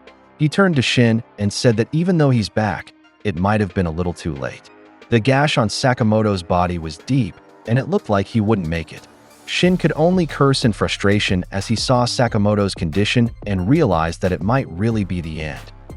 Just then, someone jumped behind him. It was Oki, wielding his halberd and poised to strike. But before he could, Boiled rammed into him with the vehicle he was driving. Though Oki was knocked away, he still managed to land on his feet. Heisuke quickly opened the car door and asked if Taro was okay. He urged them all to hurry and get out of there. As they made their escape in the van, Gozu suddenly landed on the hood, shattering the windshield. He mocked them, saying there was no way they'd let them get away. Boiled turned to Heisuke and told him to take over the wheel. That way, he could punch Gozu in the face. From the driver's seat, Boiled landed a solid straight punch to Gozu's face, stating that he was in their way. When Heisuke grabbed the wheel, he noticed something was wrong. The vehicle wasn't moving. That was because Kumanomi had used her robotic arm to hold them back. Furious, Kumanomi shouted that they were all going to die right there, calling them bastards. Heisuke quickly grabbed his rifle and took aim. From the moving vehicle, he managed to shoot Kumanomi in the shoulder. Because of that, Boiled slammed on the gas to get them out of the area as fast as possible. The Order members, however, weren't about to let them escape so easily and immediately gave chase. Seeing that, Heisuke was shocked that they were still able to follow. Shin, alarmed by what he heard, suddenly grabbed the steering wheel from the back seat. Boiled didn't expect it and tried to stop him. As a result, the car went off course, crashed through the guardrail, and launched into the air, landing directly on top of a moving train. Everyone inside was in a full state of panic. Due to the train's high speed, Kumanomi and Gozu couldn't keep up and could only curse in frustration. Heisuke commented that that was too close. Meanwhile, Boiled alerted them that they were heading straight into a tunnel. Just moments later, the vehicle slammed into a wall and was destroyed on impact. Luckily, they had already made it inside the train through a window just in time. They all agreed they'd just barely escaped death, and Boiled remarked that it was a hard-boiled move. Shin sat quietly, staring down at Sakamoto. Heisuke's face was tense. He could tell that it was already too late. Sakamoto was unconscious, and despite everything they'd done to save him, it looked like this might really be the end. Heisuke was surprised when Shin suddenly sprang into action and began attempting to resuscitate him. Shin placed both hands on the center of Sakamoto's chest and started performing chest compressions. Boiled called out to him, and even Heisuke looked concerned. But Shin told him to press down on Sakamoto's wound instead. Heisuke hesitated, unsure if he should really do it. But Shin yelled at him, demanding he follow through. Kandaka tried to stop Shin, saying that was enough. He told him to let Sakamoto die with dignity. But Shin refused and told him to take his hands off him. Kandaka insisted that even Sakamoto had accepted his fate. No matter how skilled an assassin may be, death always sneaks up in silence. That, he said, was the burden they all had to carry. Still hunched over, Shin silenced him. He said he already knew all that. But even so, even if he was meant to die one day, he didn't want it to end like this. Tears began falling from Shin's eyes as he struggled to accept what was happening. The atmosphere turned emotional. The others pleaded with Shin to stop. Shin insisted that he hadn't even caught up to Sakamoto yet. He wasn't even a fraction of his level. So why, he cried out, did Sakamoto have to die before him? A heavy sadness fell over everyone because of what he said. Shin added that in the end, he was always useless when it truly mattered. If he couldn't save Sakamoto now, then what was even the point of being there? Suddenly, his eyes widened, as if something had just clicked. He then thought that with his mind-jacking power, he could override a person's behavior for a brief moment. In that instant, he remembered that even after the heart stops beating, the brain remains alive for a few more minutes. That meant he still had one chance. He swore then and there he would save Sakamoto. Heisuke looked confused after hearing those words and asked what he was planning to do. With his hands still pressed on Sakamoto's chest, Shin commanded his heart to move. He focused everything into using his ability. Everyone held their breath, waiting anxiously to see if Shin's ability would work. The next day, news broke that just yesterday afternoon, a series of incidents at the Super Aquarium had left several tanks and exhibits destroyed by a mysterious armed group. According to witnesses, the criminal organization had taken over the aquarium through a highly coordinated assault. The scene then shifted to Aoi, Sakamoto's wife, whose face was filled with grief. Back to the events on the train, the day before, after Shin commanded Sakamoto's heart to move, the anxiety and tension were clearly written across his face. Everyone around him held their breath, until suddenly, Sakamoto's heart gave a beat. They couldn't believe it. It worked. Immediately, they rushed to compress his wound and stabilize him. But while Heisuke was tending to Sakamoto, Shin stared blankly, dazed and confused. He couldn't tell whether it had actually worked or not. He couldn't even hear Heisuke anymore. At that moment, Shin realized he had overused his powers. Moments later, he collapsed to the ground. A shadow then appeared, showing that someone had arrived at the scene. The scene shifted to an abandoned building devoid of any people. Osaragi was lying there, and with her were Kamahati and Shishiba. Someone arrived at the building, and Shishiba said he had some nerve showing up there. The one he was referring to was Nagumo, who had come to visit. He was even smiling and said he was thankful they caused a disturbance, as it made his job easier. Shishiba wasn't pleased by his presence and suddenly stood up to grab him by the collar. Nagumo was surprised he was angry, and he replied of course he was, while calling him a piece of scum. Nagumo explained that while they were raging at JAA HQ, he had already infiltrated the headquarters and gathered important intel. Wasn't that the plan? Shishiba confirmed it was, but said his plan was to kill X. However, Oki and Torres and the other JAA losers were such a huge pain. He asked if Nagumo funnel all the enemies his way. Nagumo scratched his head and said HQ's security was tighter than he expected. He just needed a little more time. Anyway, he thought he had Osaragi with him, but he never expected both of them to get taken down like that. He thought at the very least they'd managed to kill a few of the leaders. Shishiba got so mad at that statement that he yanked his coat. And when he swung his hammer, luckily Nagumo dodged quickly and ducked. What ended up getting hit and destroyed was the wall behind him. Shishiba said he could go to hell. After he kicked his ass, he was done. Kamahati then called out to him. Nagumo asked if he was really okay letting X continue the crap he was doing. Shishiba raised his hammer while Nagumo got into position too. But it turned out they were targeting the ones on the other side of the wall. They struck them both directly, while Shishiba said he didn't consider it his problem anymore. When the person on the other side collapsed, he was in shock, wondering how they even knew he was there. Shishiba walked closer and said he was no longer part of the order. Nagumo remarked that that was a little irresponsible. From outside the window, someone was shown charging toward them. Two men entered and shattered the glass window. One of them pointed a gun at Nagumo and called him a traitor of the JAA.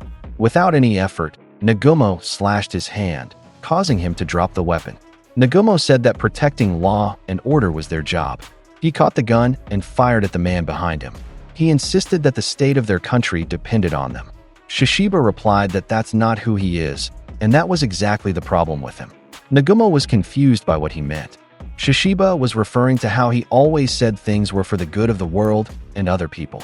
While fending off an attacker, Shishiba said he didn't trust people who justified killing like that. He told him to be honest for once. Why did he really want to kill X? Nagumo looked puzzled and began to think. One of the men who had attacked backed away toward the bed. Lying there, Osaragi suddenly pulled out her buzzsaw and sliced him clean in half. His upper body was severed, and she could only complain about how heavy it was. The three of them were surprised when they saw this. Kamihite was glad she was awake and felt relieved. However, tears were falling from her eyes. Shishiba asked if she was crying. She sat up and began sobbing. She couldn't stop crying because she said she had lost, even though she had been granted permission to kill in the name of law and order. And now, she said, she had no more reason to live. Because of what she said, Nagumo commented that at least Osaragi gets it.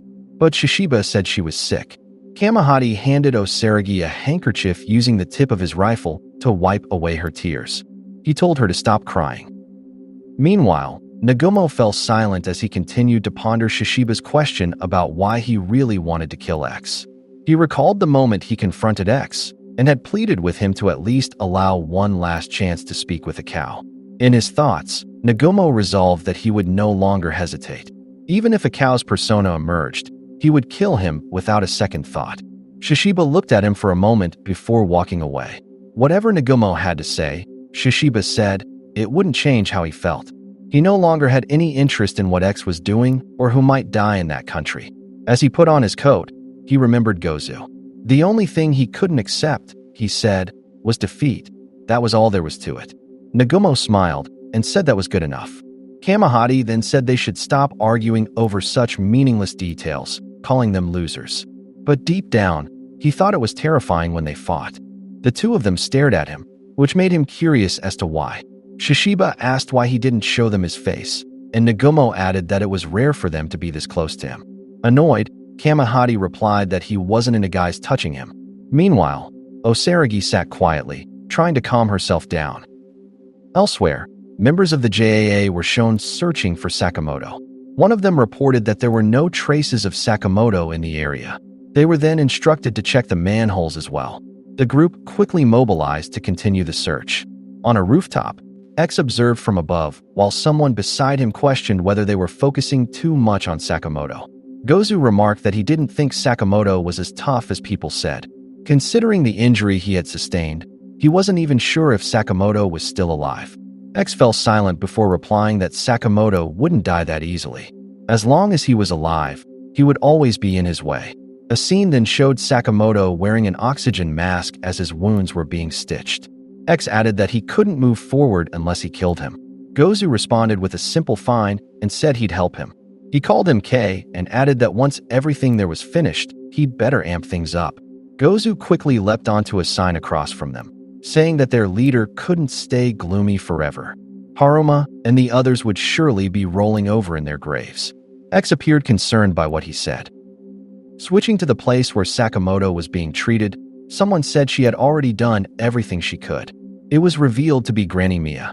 She said that thanks to his heart, he was hanging by a thread, and whether Taro would wake up or not now depended on his own life force. Shin expressed his gratitude. While smoking, she then told them to scram, which surprised Shin. She questioned whether X is looking for them. If Taro was in that condition, they didn't stand a chance there. But Shin once again thanked Granny Mia and appreciated her concern. She was about to say something else, but Shin firmly stated that he wouldn't run away.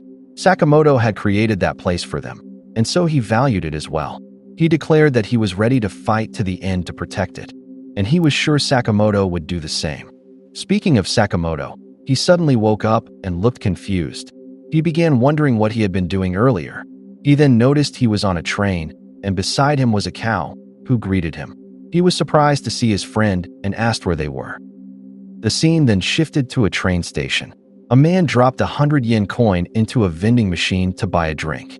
After selecting his choice, he noticed someone beside him. It was Oki, and Nagumo had come up beside him.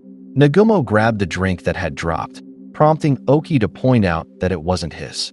He grimaced upon realizing it was green juice. Oki insisted that they were enemies and asked what Nagumo was doing there. Nagumo replied that it was just a coincidence that he was there. He followed Oki to the escalator and commented that he seemed tired. That was thanks to him, Oki said. Ever since the new JAA was launched, he hadn't had any peace and quiet. Nagumo walked alongside him and asked if they were getting along. He was referring to Yuzuki or X. Oki replied that they didn't communicate much.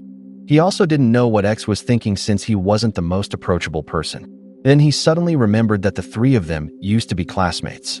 Nagumo smiled and said that was right. Oki commented that their group must have been rowdy. He paused for a moment before asking if Nagumo was interested in rejoining the order. But then he suggested, "Why not team up?" smiling as he said it. Oki didn't expect the offer. He simply said pass. Without the order, there's no JAA. They had duties. Nagumo replied, saying they were the same. There didn't seem to be any point in negotiating here. Oki asked if he didn't like the fact that he is working with X. Nagumo smiled and replied that he's right, not one bit. An awkward silence settled between them before Oki walked off toward the elevator, saying he had ideas of his own. Nagumo grew curious and asked if Oki was bailing. Even so, he decided to go along with him. He said he just wanted to give him a warning. When Oki opened his car, Nagumo still followed him inside. He told him that in the coming battle, the new JAA would lose. Once inside, Oki asked how he could be so sure about that. Nagumo said, "Well, it's because they were no longer there." Oki asked if he wasn't getting too arrogant. Also, who said he could just get into his car. Oki recalled the first time he met the two of them, Nagumo and Sakamoto. He couldn't understand why Yatsumura brought along a pair of insolent punks. Meanwhile, he shifted gears and started driving. He told Nagumo that he'd hoped that one day he'd lead the order. He then drove the car straight toward a wall, causing it to drop from the top floor. While still inside the falling vehicle, knives and bullets flew. Oki adjusted the rearview mirror before he and Nagumo began exchanging attacks. Nagumo took a cut on the face, and it seemed Oki did as well. Both had blades in hand, and even as they plummeted from above, they didn't stop attacking one another. Nagumo blocked Oki's knife with his palm and then stabbed him in the arm. Since Oki's blade was now trapped, he opted to punch Nagumo in the face instead. Nagumo countered with an elbow strike. From the window of a nearby cafe, the falling car could be seen. Inside the cafe, an unsuspecting customer had no idea what was happening outside. He was in the middle of being dumped by his girlfriend and looked confused. When he asked what he lacked, the woman answered, excitement. Moments later, the car crashed onto the ground, causing an explosion. The cafe customers all turned toward the noise. They couldn't believe a car had fallen from the sky. Curious, they wondered if it was an accident and whether the driver was okay. They quickly called an ambulance for help. While everyone was busy observing the incident with the car, Oki and Nagumo entered the cafe. The two of them sat across from each other, both still bearing cuts on their faces. A staff member approached their table to ask if they were ready to order. Oki said he'd have the house blend and asked what Nagumo wanted. Nagumo replied that he'd have the same. A few moments later, their house blend orders were served. Both Oki and Nagumo reached for their cups to take a sip. Nagumo blew on his hot coffee, while Oki sat silently. As Nagumo took a sip, he reached for the bread knife on the table and suddenly attacked Oki with it. Oki blocked the strike using the teaspoon in his right hand, causing the knife to fly across the room and hit a pillar. A nearby customer, completely unaware, remained oblivious to the knife that had flown just above him. Nagumo then used the table to propel himself and launched a powerful kick straight to Oki's head, sending him flying across the cafe. The customers at a nearby table was stunned as Nagumo stood atop the table. Meanwhile, a staff member served a parfait to another customer, only to be told it wasn't his order. On the other side, Oki was still holding onto his coffee and made a point to not spill it. Kneeling at someone else's table, he took a sip, requesting that he at least be allowed to enjoy his coffee. Nagumo reminded him he had forgotten something. When asked what, Nagumo held up the receipt and said it was the bill. Oki simply replied no thanks and punched Nagumo straight out the window. While airborne, Nagumo asked whether it wasn't usually the boss who picked up the tab. Oki apologized but said he was no longer his boss. In response, Nagumo suggested that whoever survived between the two of them should pay the bill. He opened the case containing his weapon, while Oki pulled out his folded naginata hidden in his coat. Agreeing to the terms, Oki launched an attack. Nagumo managed to evade by using his six-function knife. Oki stabbed his weapon into the ground as he landed and brought up Nagumo's earlier statement regarding the defeat of the new JAA now that they were gone. He said he has a warning for him, which made Nagumo pause and think. Oki told him not to get too full of himself. The era of the Almighty Order was over. He had already scouted several new recruits who were exceptionally talented in killing. The scene shifted to another street where two friends were chatting. One of them mentioned how the streets had gotten sketchier lately. His companion agreed, saying it was probably because of the new JAA guys.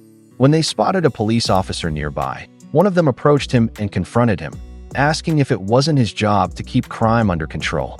He yelled right into the officer's face, saying he's living off their taxes, and told him to do his job. The officer didn't respond. Instead, he suddenly aimed his revolver and fired it straight into the man's mouth. He muttered a sheesh and remarked that he became a cop because he wanted to shoot guns. But under the new JAA, killing had become legal. Being a police officer didn't make sense anymore. He looked down at his license to kill card and wondered why the JAA even scouted him in the first place. Still, as long as he got to shoot, he was fine with it. Off to the side, he heard a baby crying. Someone nearby was complaining about the noise. He approached the woman pushing a stroller and criticized her, saying the kid never stopped wailing and was a real pain. He also mocked her for being overly paranoid about sun protection, pointing out how she was completely covered up and even had an umbrella. Meanwhile, the child continued to cry. He scoffed that the kid looked ugly when crying. The woman apologized and promised to calm the child down. The woman, clearly annoyed beyond reason, pulled out a knife and abruptly decapitated the man who had been complaining nonstop. As his blood spilled, the crying baby suddenly stopped and lit up with joy. Inside the stroller, a license to kill card was visible. The woman beamed, saying the baby really loved blood. The scene shifted to Kyoto Kansai Killing Academy, where the graduation ceremony had just concluded. After the program, friends began saying their farewells. One girl said she would miss her friend once she moved to Tokyo, adding that they had to see each other again sometime. She asked Sheena if both of them had been scouted by the new JAA, which surprised the girl next to her. Still, it wasn't that unexpected. They were, after all, top of the class. Both of them were geniuses. Sheena simply smiled in response to the compliments. As they went their separate ways, she pulled out her license to kill card, thrilled that it had finally arrived. It felt like their time had finally come. Her companion replied that according to their teacher, assassins weren't supposed to become famous. He's not into it, and Tokyo seemed suspicious. He was revealed to be Sheena's brother, and she teased him for being too timid. Still, she assured him that they'd be fine. They'd slay big time in Tokyo and make a name for themselves. As they walked, some order members greeted them. One of them told Torres that they had some lively new kohai. It was Gozu, who admitted he never went to school, so having a kohai was getting him amped. Torres could only comment that he was such a weirdo. Upon arriving in Tokyo, Sheena asked her older brother if he noticed how the place kinda smelled bad. He couldn't believe people actually lived like that and suggested they just go home. Gozu apologized, saying he knew they had just arrived, but they'd have to start working immediately. They were currently short on elite fighters. Sheena, on the other hand, was thrilled and ready for it. Her brother, however, felt the exact opposite. They soon noticed a large man standing by the pedestrian lane. He looked incredibly fierce, especially with the unusual mask he was wearing. Sheena remarked on his size and asked what his deal was. Her brother grew nervous and swallowed hard, thinking to himself that the man looked extremely tough. The masked man didn't respond right away and seemed to be thinking. Gozu noted that they weren't the only ones who had been scouted. Finally, the masked man spoke. He said that if one wanted to quickly rise through the ranks, all they had to do was outperform the other rookies. But Sheena replied that wasn't necessary.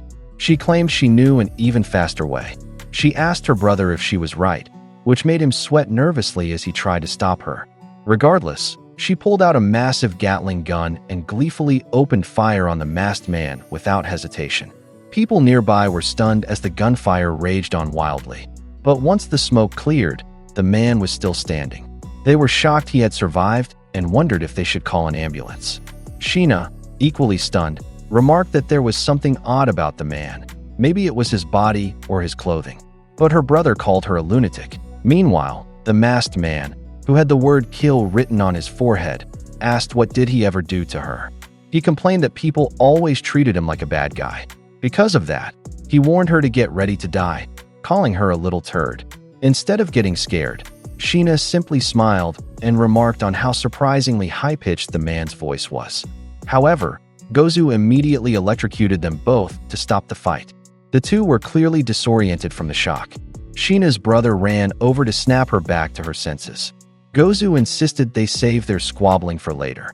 Right now, they needed to conserve their energy. The battle had already long begun. According to him, they were chosen because they were killing prodigies who had been quietly smoldering behind the scenes. Along with the masked man and the siblings, the group also included the woman with a baby and the police officer.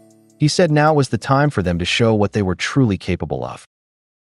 The scene then shifted to Granny Mia's clinic, where Sakamoto was still being treated. Shin told the group that Slur and his men were already sweeping through the city to find them. He had also spoken with Seiba, and Natsuki told him that the JCC had its own ICU. It would be safer there than in Tokyo. Since Sakamoto had saved the JCC, they now owed him. This made Mafuyu curious if Shin himself was going to go. They didn't waste any more time and immediately began preparations. With Wutong's help, they would transfer Sakamoto to the JCC. Wutong had arranged their secure transport, and when Lu inspected the inside of the vehicle, she was impressed. It was incredibly spacious and would surely be comfortable for their boss. All of them would be relocating. Sakamoto's daughter asked if they were going to assassin school, to which Shin replied yes. The only downside, he said, was that the food there was terrible, but they'd find a way around that. Meanwhile, Atari remained quietly off to the side. Though clearly embarrassed, she softly said that she would rather stay behind. The others were surprised by her decision, and Shin asked why. She explained that she believed she had run out of luck. Even so, Shin insisted it was dangerous to stay and urged her to come with them. When he bumped into her, she told him not to touch her. No one could predict what kind of bad luck she might attract. Tears welled up in her eyes as she said she couldn't risk everyone dying just because of her. But Shin reached out and held her, joined by everyone else in the room. Atari was startled as they all gathered around her. Aoi, Sakamoto's wife, even gently pinched her cheek and said it would be worse to leave behind a trembling, frightened girl all alone. Boiled grabbed Atari by her top and told her that they weren't the type to rely on luck to survive. Wutong added that luck wasn't scientific and that there was no evidence it even existed. Then young Hannah chimed in, saying that according to the TV horoscope channel, her luck was supposed to be good that day, and she invited her to sit beside her. Moved by everything they said and did, Atari broke into tears and apologized to everyone. And so, once Sakamoto had been loaded into the vehicle, Shin announced that they would now head to the JCC. With that, the group began their journey. As they traveled, Boiled, who was driving, mentioned that it had been quite a while since his last visit to the JCC. Wutong responded that it was located deep within the mountains, about 2 hours away from where they were. When Boiled asked how Sakamoto was doing, Lu replied that his vitals were stable. The vehicle was fully equipped with all the medical tools Sakamoto needed. Surrounding his bed in the back were Kandaka, his wife and daughter, Granny Mia, Heisuki, Atari, and Shin. Hannah called out Papa to her unconscious father, who lay quietly on the stretcher. Moments later, Boiled noticed something in the side mirror. Someone was approaching them on a motorcycle. He said that they were being followed. But this didn't come as a surprise. They had expected this. Wutong grew uneasy, while Atari began to feel guilty. She was comforted by Sakamoto's wife and daughter, who embraced her warmly. Shin then instructed Heisuki to handle it. Without hesitation, Heisuki grabbed his rifle, rolled down the window, and took aim. He fired at the pursuer, but the bullet was effortlessly blocked by the man's bare hand, something Heisuki hadn't anticipated. The man on the motorcycle was the masked individual who complained about being treated like the bad guy always. Casually, he tossed the bullet aside and continued closing in on their vehicle. Shin and Kandaka were both stunned and questioned who that freak was. While still riding, the masked man slammed his hand onto the pavement, shattering the concrete. He then hurled chunks of the broken road at their vehicle, striking various parts and startling everyone inside. Shin quickly made a decision. He moved when Heisuke leapt out. Swinging his rifle, Heisuke struck the man's mask, causing him to fall off his motorcycle. Shin shouted after him, preparing to follow and back him up. But Heisuke unexpectedly fired his gun at the vehicle's door, shocking Shin. With his gun aimed at them, it became clear that he was silently communicating something. Though no words were spoken, Shin understood the message. He then ordered Boyle to step on it and speed away. When asked what about Heisuke, Shin simply said to drive faster. As the vehicle took off, the masked man stood silently behind Heisuke and called them idiots for thinking they could escape so easily. Then, Heisuke heard another voice mock him, calling him a poor thing, left behind by his so-called friends. He recognized the voice instantly. Peering at his back, he saw it was Kumanomi, who greeted him with a long time no see and called him a snot-nosed punk. Inside the speeding van, Lu suddenly grabbed Shin and demanded an explanation. Why had he left Heisuke behind? Aoi quickly stepped in, trying to stop her, but Lu couldn't hold back her tears. She said that Shin had seen it too, how the masked man was invulnerable to bullets, and she was terrified Heisuke might die. Shin couldn't answer her at first, but he eventually explained that Heisuke had asked him to trust him. Just like how Sakamoto had placed his trust in Shin, allowing him to do his part, Shin said he would do the same now and trust in Heisuke. He believed he won't lose. Lu fell silent at those words.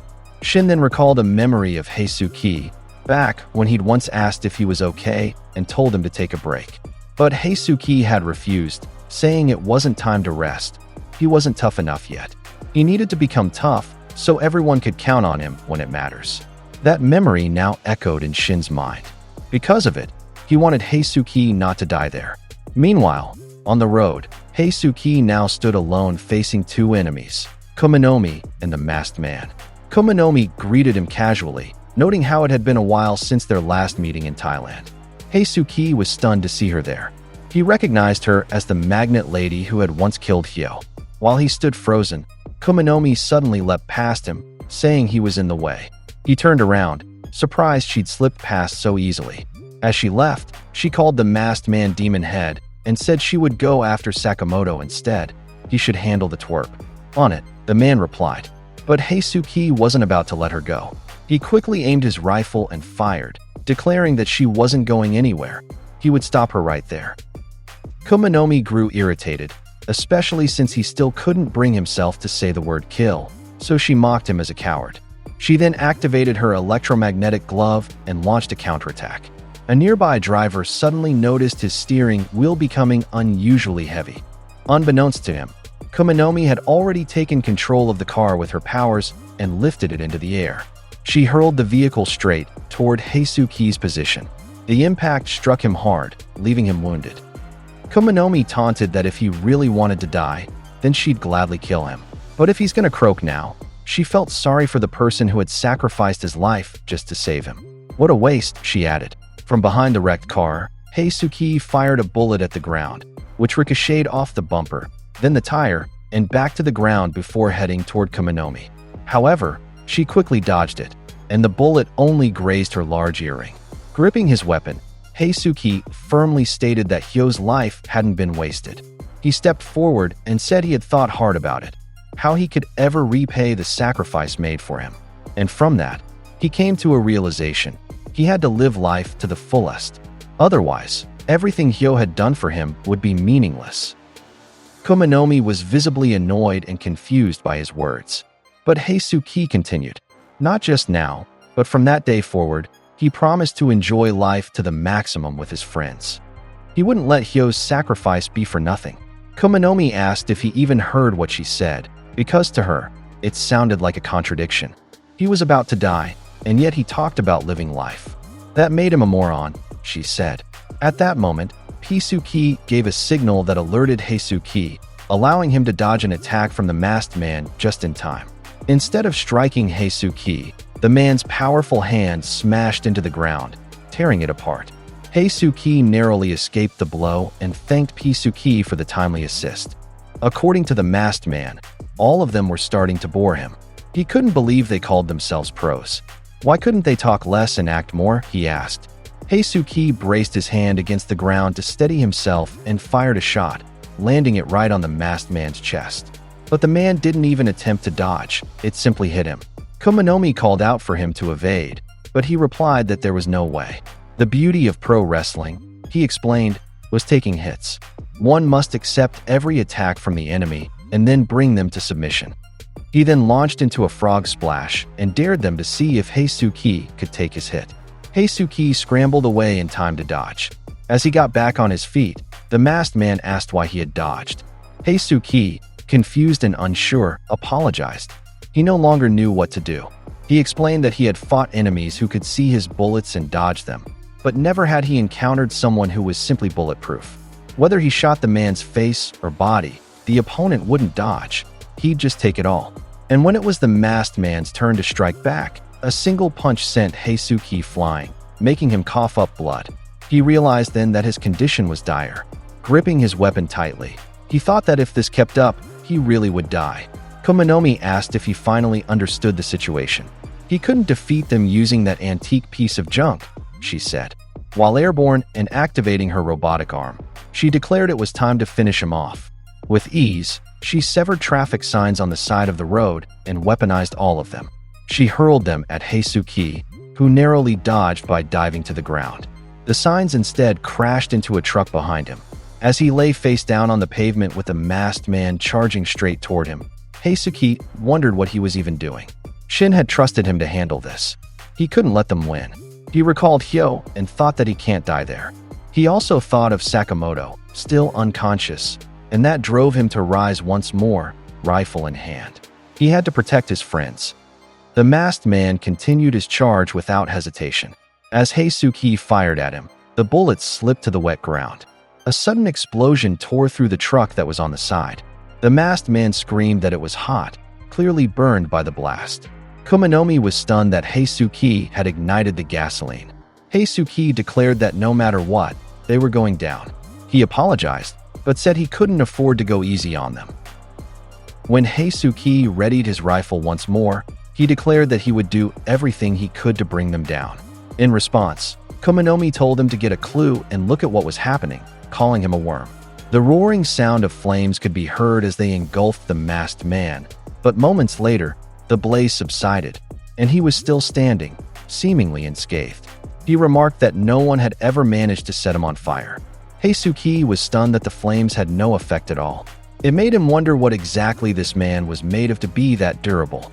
He began to question if he was even human. The masked man then claimed it was his turn, warning him not to run or dodge. He launched himself from where he stood and smashed into Heisuke with incredible force. The blow lifted Heisuke off the ground and hurled him far away. Civilians nearby began to panic as they noticed the figure rapidly approaching. Heisuke, who hadn't realized people were there, used his rifle as a brace against the ground to redirect himself and avoid crashing into a woman. He spun midair before crashing hard onto the pavement. The woman called him freaky, while Heisuke groaned in pain from the impact. Kumanomi remarked that he should have used the people as a cushion. If he couldn't be ruthless, then he was already doomed in this fight. The masked man called him a jerk, noting how he had sacrificed his own body to protect others right after being flung through the air. Meanwhile, Kumanomi grew curious about what Heisuke was muttering to himself. Pisuke then approached the fallen Heisuke to speak with him. The masked man couldn't believe that even animals seemed to like this guy. As Heisuke struggled to stand up, he agreed with Pisuke. It was right. They had already won this fight, something that greatly puzzled the masked man. Heisuke admitted that their enemies were incredibly tough and that he was just one man, but he still managed to hold them off. And for him, that counted as a victory. The two enemies grew concerned, realizing they still couldn't get past him. Heisuke insisted that he wouldn't let them catch up to Taro Sakamoto. The masked man grew irritated. He told him to stop talking like he's such a great guy. It only made him look worse in comparison. Back on the highway, inside the speeding van, Shin was silently worrying that Heisuke might die, having been left behind to face the enemy alone. He hoped with all his heart that he would be okay. Lu, too, was visibly restless. Suddenly, she was startled by a commotion from the front seat. She leaned forward to see what was going on. The driver, Boiled, sarcastically remarked that it was just what they needed, a traffic jam. Their van had come to a complete stop as the road ahead became clogged with cars. They soon noticed a police officer conducting inspections at each vehicle, forming a checkpoint. According to Wu-Tang, the JAA was now actively searching for Sakamoto. The group grew anxious. If the police checked inside the trailer, they would surely find him. Everyone began thinking about what they could possibly do next. Moments later, an officer knocked on the driver's side window and greeted them with a good afternoon. He informed them that they were currently tracking down a criminal and politely asked for permission to inspect the back of the vehicle. He was even chewing food while speaking to them. Wu-Tang responded by saying they had a patient in critical condition and that it was under the doctor's orders to transport them, so they should be allowed to pass. The officer assured him that the inspection would only take a moment. The officer opened the back of the van to take a look. Lying on the bed was Granny Mia, surrounded by the girls. Henna asked if she was okay, but Granny Mia didn't respond. The officer examined the scene carefully, prompting Shin, who was hidden inside, to silently wish he would just leave. After a few moments, the officer apologized for the disturbance and told them they were all good to go. Just then, a sudden beep echoed from one of the medical devices inside, catching everyone off guard. Aoi immediately grew worried for her husband, and the others all thought it must be Sakamoto's vital signs. But then the unexpected happened. Granny Mia suddenly stood up from the bed. Beneath the blanket, it was revealed that Sakamoto's body, fitted with an oxygen mask, had been hidden there all along. Upon seeing this, the officer swiftly moved to draw his gun and approach. But Shin quickly leapt out to stop him. The officer shouted freeze, having identified them as assassins. Both Shin and Kandaka were alarmed. They knew this wasn't an ordinary cop. Shin used his ability to try and halt the officer, but more enemies started intervening. Boiled was stunned when he saw a man standing in front of their van and realized they were now completely surrounded. Sweat dripped down Shin's face as the horrifying realization hit him. The entire checkpoint was a trap. The officer said he understood why they were caught off guard by the police uniform. Every time he wore it, he said, it fired him up to shoot his gun in the name of justice. Just as he pointed his weapon at Sakamoto, Lu sprang into action. After chugging a beer, she landed a powerful kick that sent the officer flying out the back of the van, much to the shock of everyone around her. Lu immediately jumped out after him, which deeply worried Shin, but she told him to go now. In between hiccups, she entrusted the boss and his family to him. The officer crashed onto the highway, and Lu followed right after, shouting at Shin to leave. Shin refused, but Aoi pulled him back inside the van.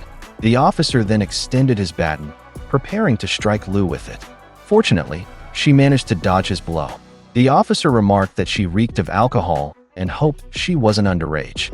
While drinking a can of super beer containing 90% alcohol, Lu asked if she looked young and thanked him. Her eyes then caught sight of several men charging toward their van, with Shin blocking the entrance. Aoi clutched her child tightly while Shin stood ready to face them all. But just then, someone tugged on Shin's jacket, telling him to move aside.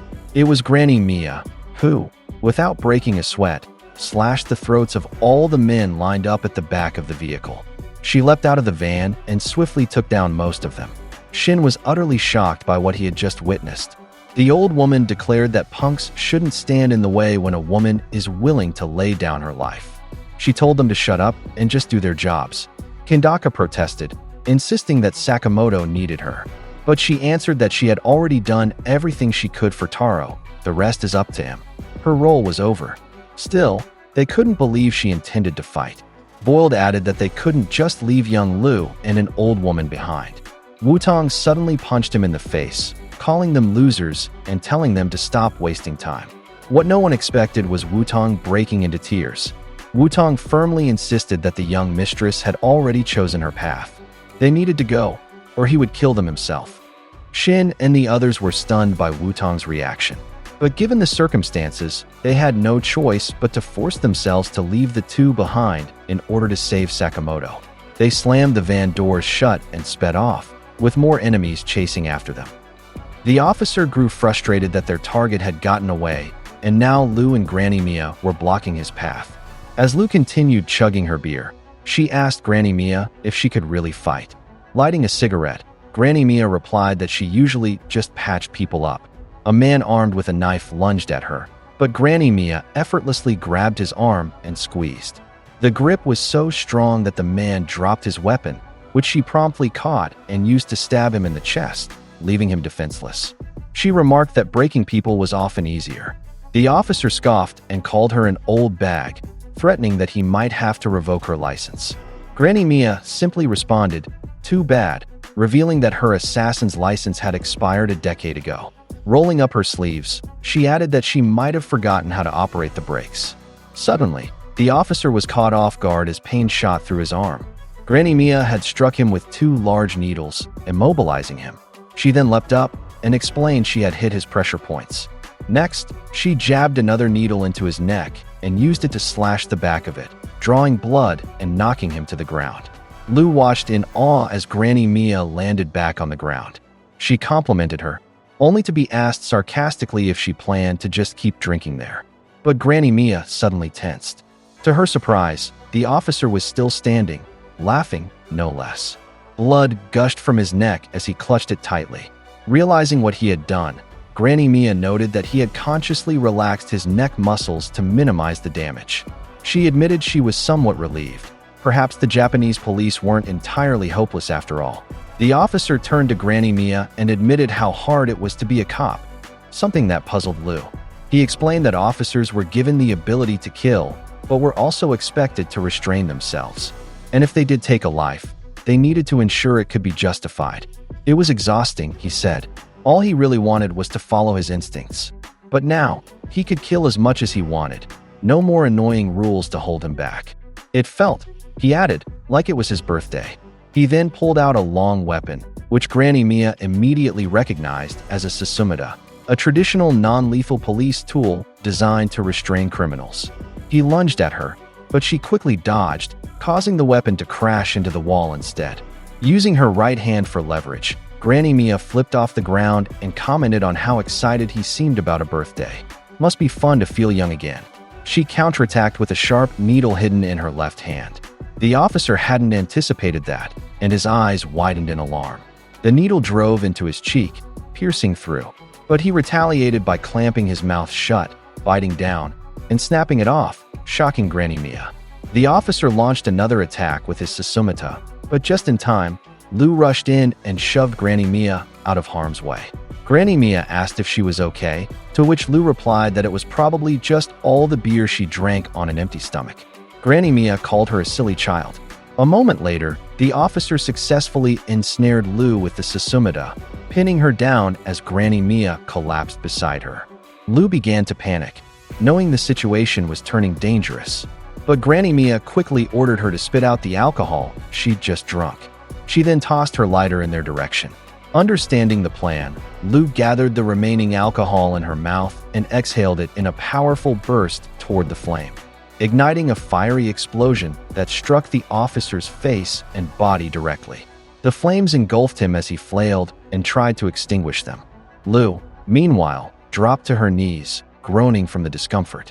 She muttered how humiliating it was to throw up like that. Granny Mia calmly advised her to get some clam broth. Still burning, the officer growled in fury, declaring that the two of them deserved the death penalty. He fumbled to come up with the charge and settled on something like obstructing a public servant or whatever. While gripping his Sakamoto, the officer coldly declared that he was sentencing the two of them to death. The killing intent was unmistakable in his eyes. Granny Mia, meanwhile, turned to Lou and asked if she was all right. She told her not to be underestimated. After all, she had a drunken fist mode. She reached into her pocket, only to be shocked upon realizing she was completely out of alcohol. That meant she couldn't use her drunken fist technique.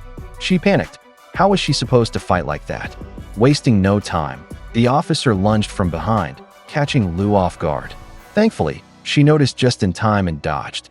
However, her shoelace got caught in the Sakamoto, and Lou began to panic. The officer yanked the weapon upward, and Lou was hoisted upside down into the air. From his other hand, the officer pulled out a handgun and aimed it directly at her. Lou had no time to react. She could only curse under her breath. Just then, Granny Mia rushed in and blocked the shot with her leg, taking the bullet to protect her. Lu was horrified and immediately apologized, guilt-ridden that the old woman had gotten hurt because of her. Granny Mia, however, told her not to take her eyes off the man, calling her an idiot. She insisted that Lu run, telling her she couldn't take him down alone. But as the two exchanged words, the officer managed to trap Lu again with the Sakamoto and flung her violently into the air. Granny Mia cried out her name, watching helplessly as Lu flew across the highway. The officer declared smugly that no criminal had ever escaped his grasp. Lu landed onto a large metal road sign.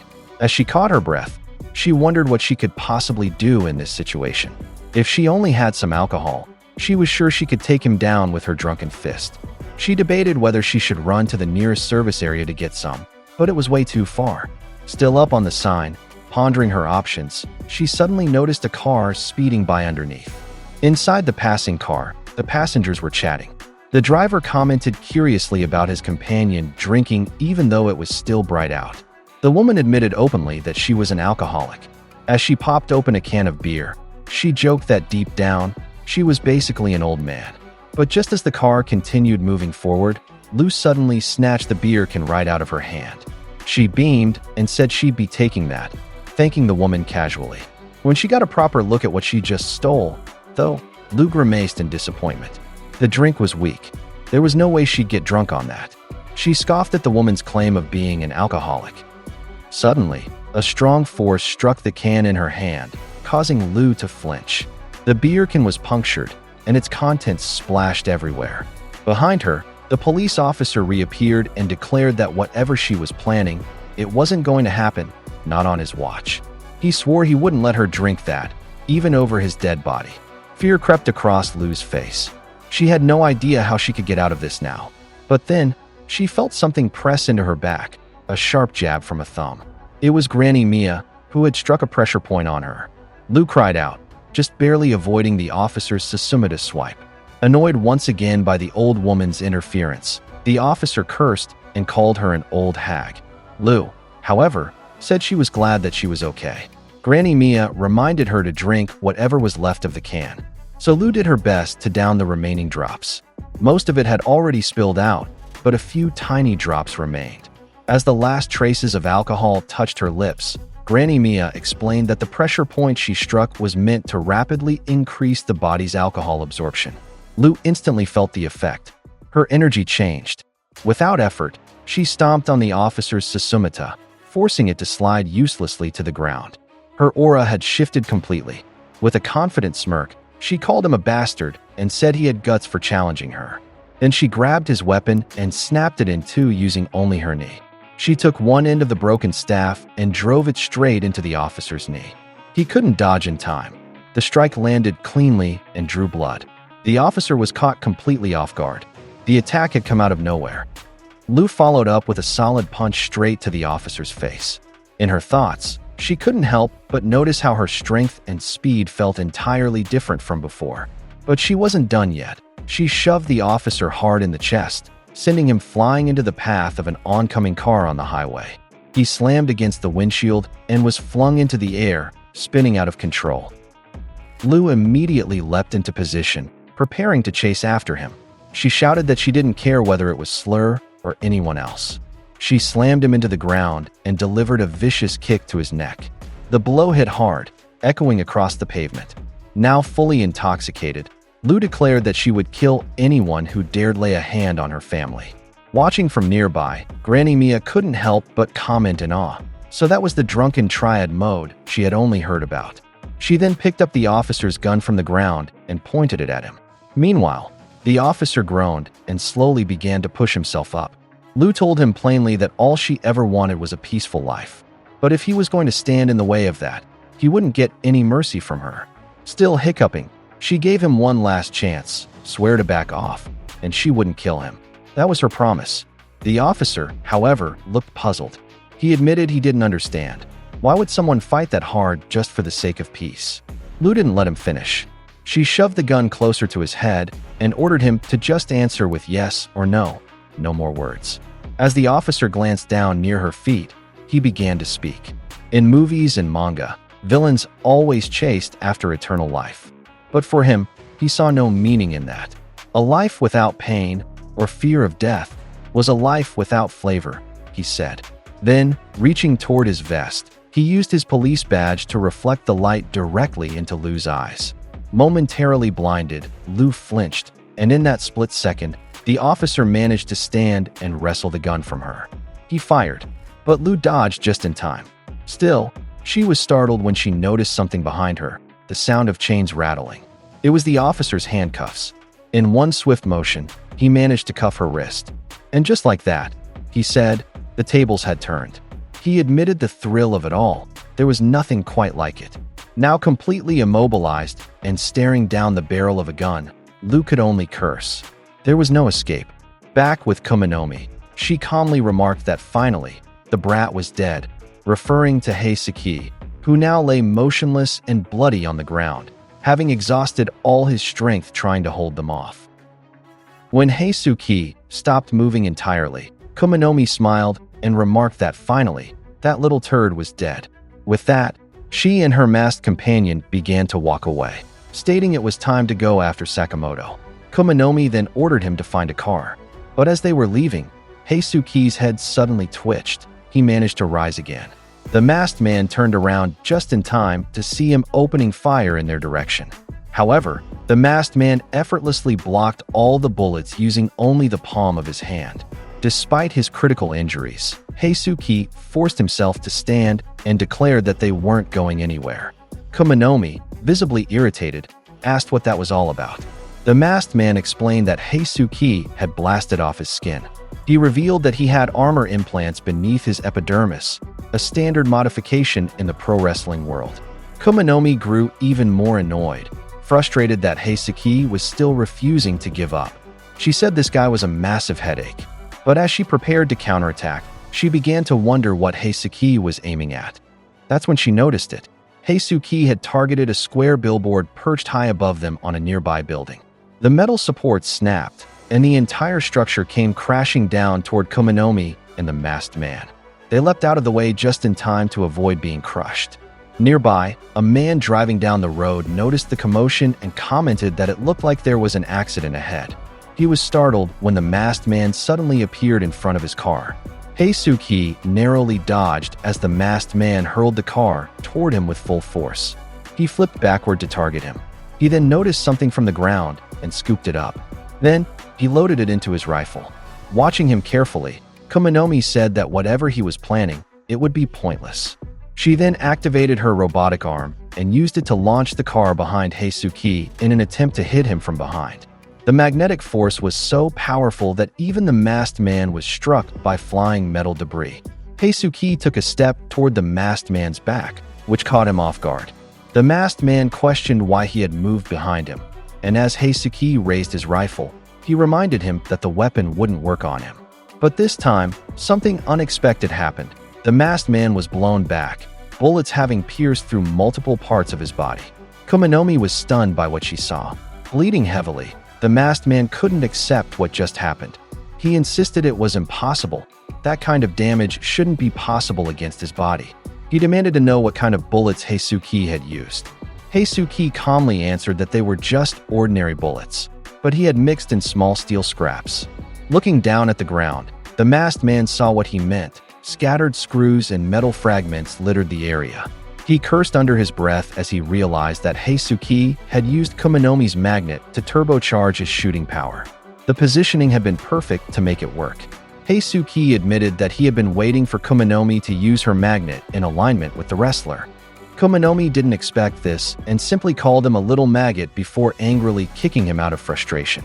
In his mind, Heisuke thought the plan had worked, and he was genuinely pleased he'd pulled it off.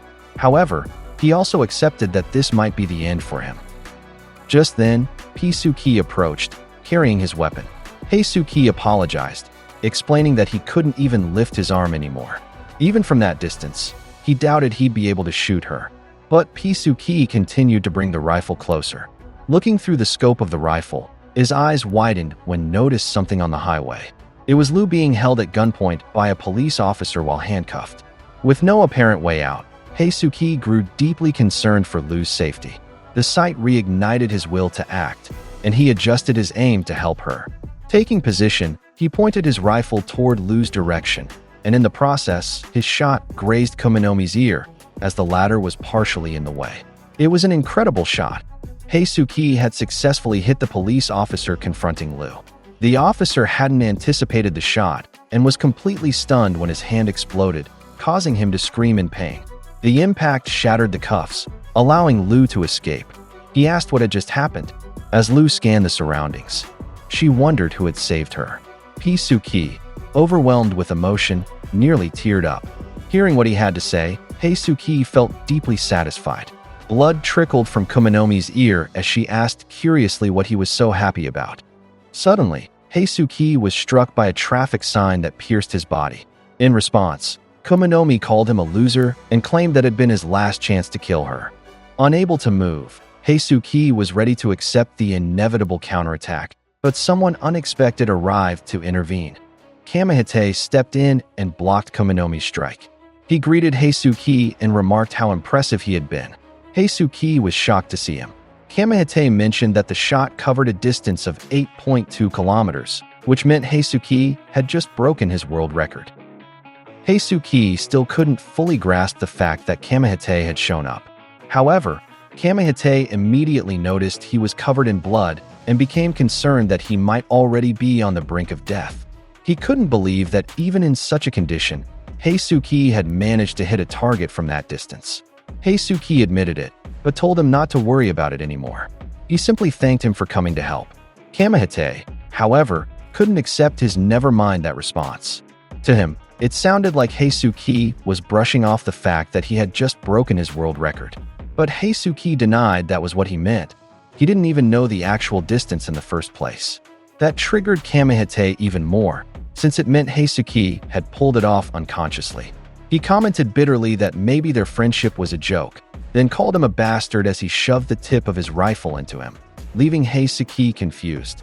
Meanwhile, Kumanomi used the moment of distraction to launch another attack.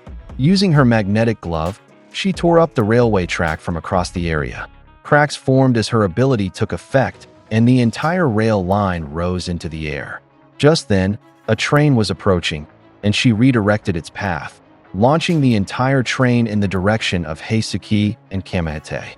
Luckily, Kamehite was able to carry Heisuke out of the way in time to avoid it. Frustrated, Kumanomi shouted, asking why all the order members kept siding with weaklings. As she advanced, she said she once knew someone who lost his life for such a cause. The comment shook Heisuke because he knew exactly who she was referring to, Hyo and himself. Kumanomi launched another wave of metal objects toward them, forcing Kamehite to dodge. Annoyed, Kamehite remarked that she was truly a pain to deal with. Heisuke, on the other hand, stood frozen, thinking to himself that he wouldn't be able to handle it if Kamehite ended up dying because of him. He took a moment to think carefully before telling Kamehite to leave and run away from there. Kamehite was caught off guard by the remark and cursed under his breath. He pointed his rifle at him and asked if Heisuke really expected him to just stop being his friend over something like that. Was it all because he had said their friendship might be a joke? He called him annoying, then kicked him in frustration. Just as the masked man threw a punch, he missed Heisuke entirely and struck the ground instead. Heisuke urged Kamehite not to worry about him, insisting he was fine.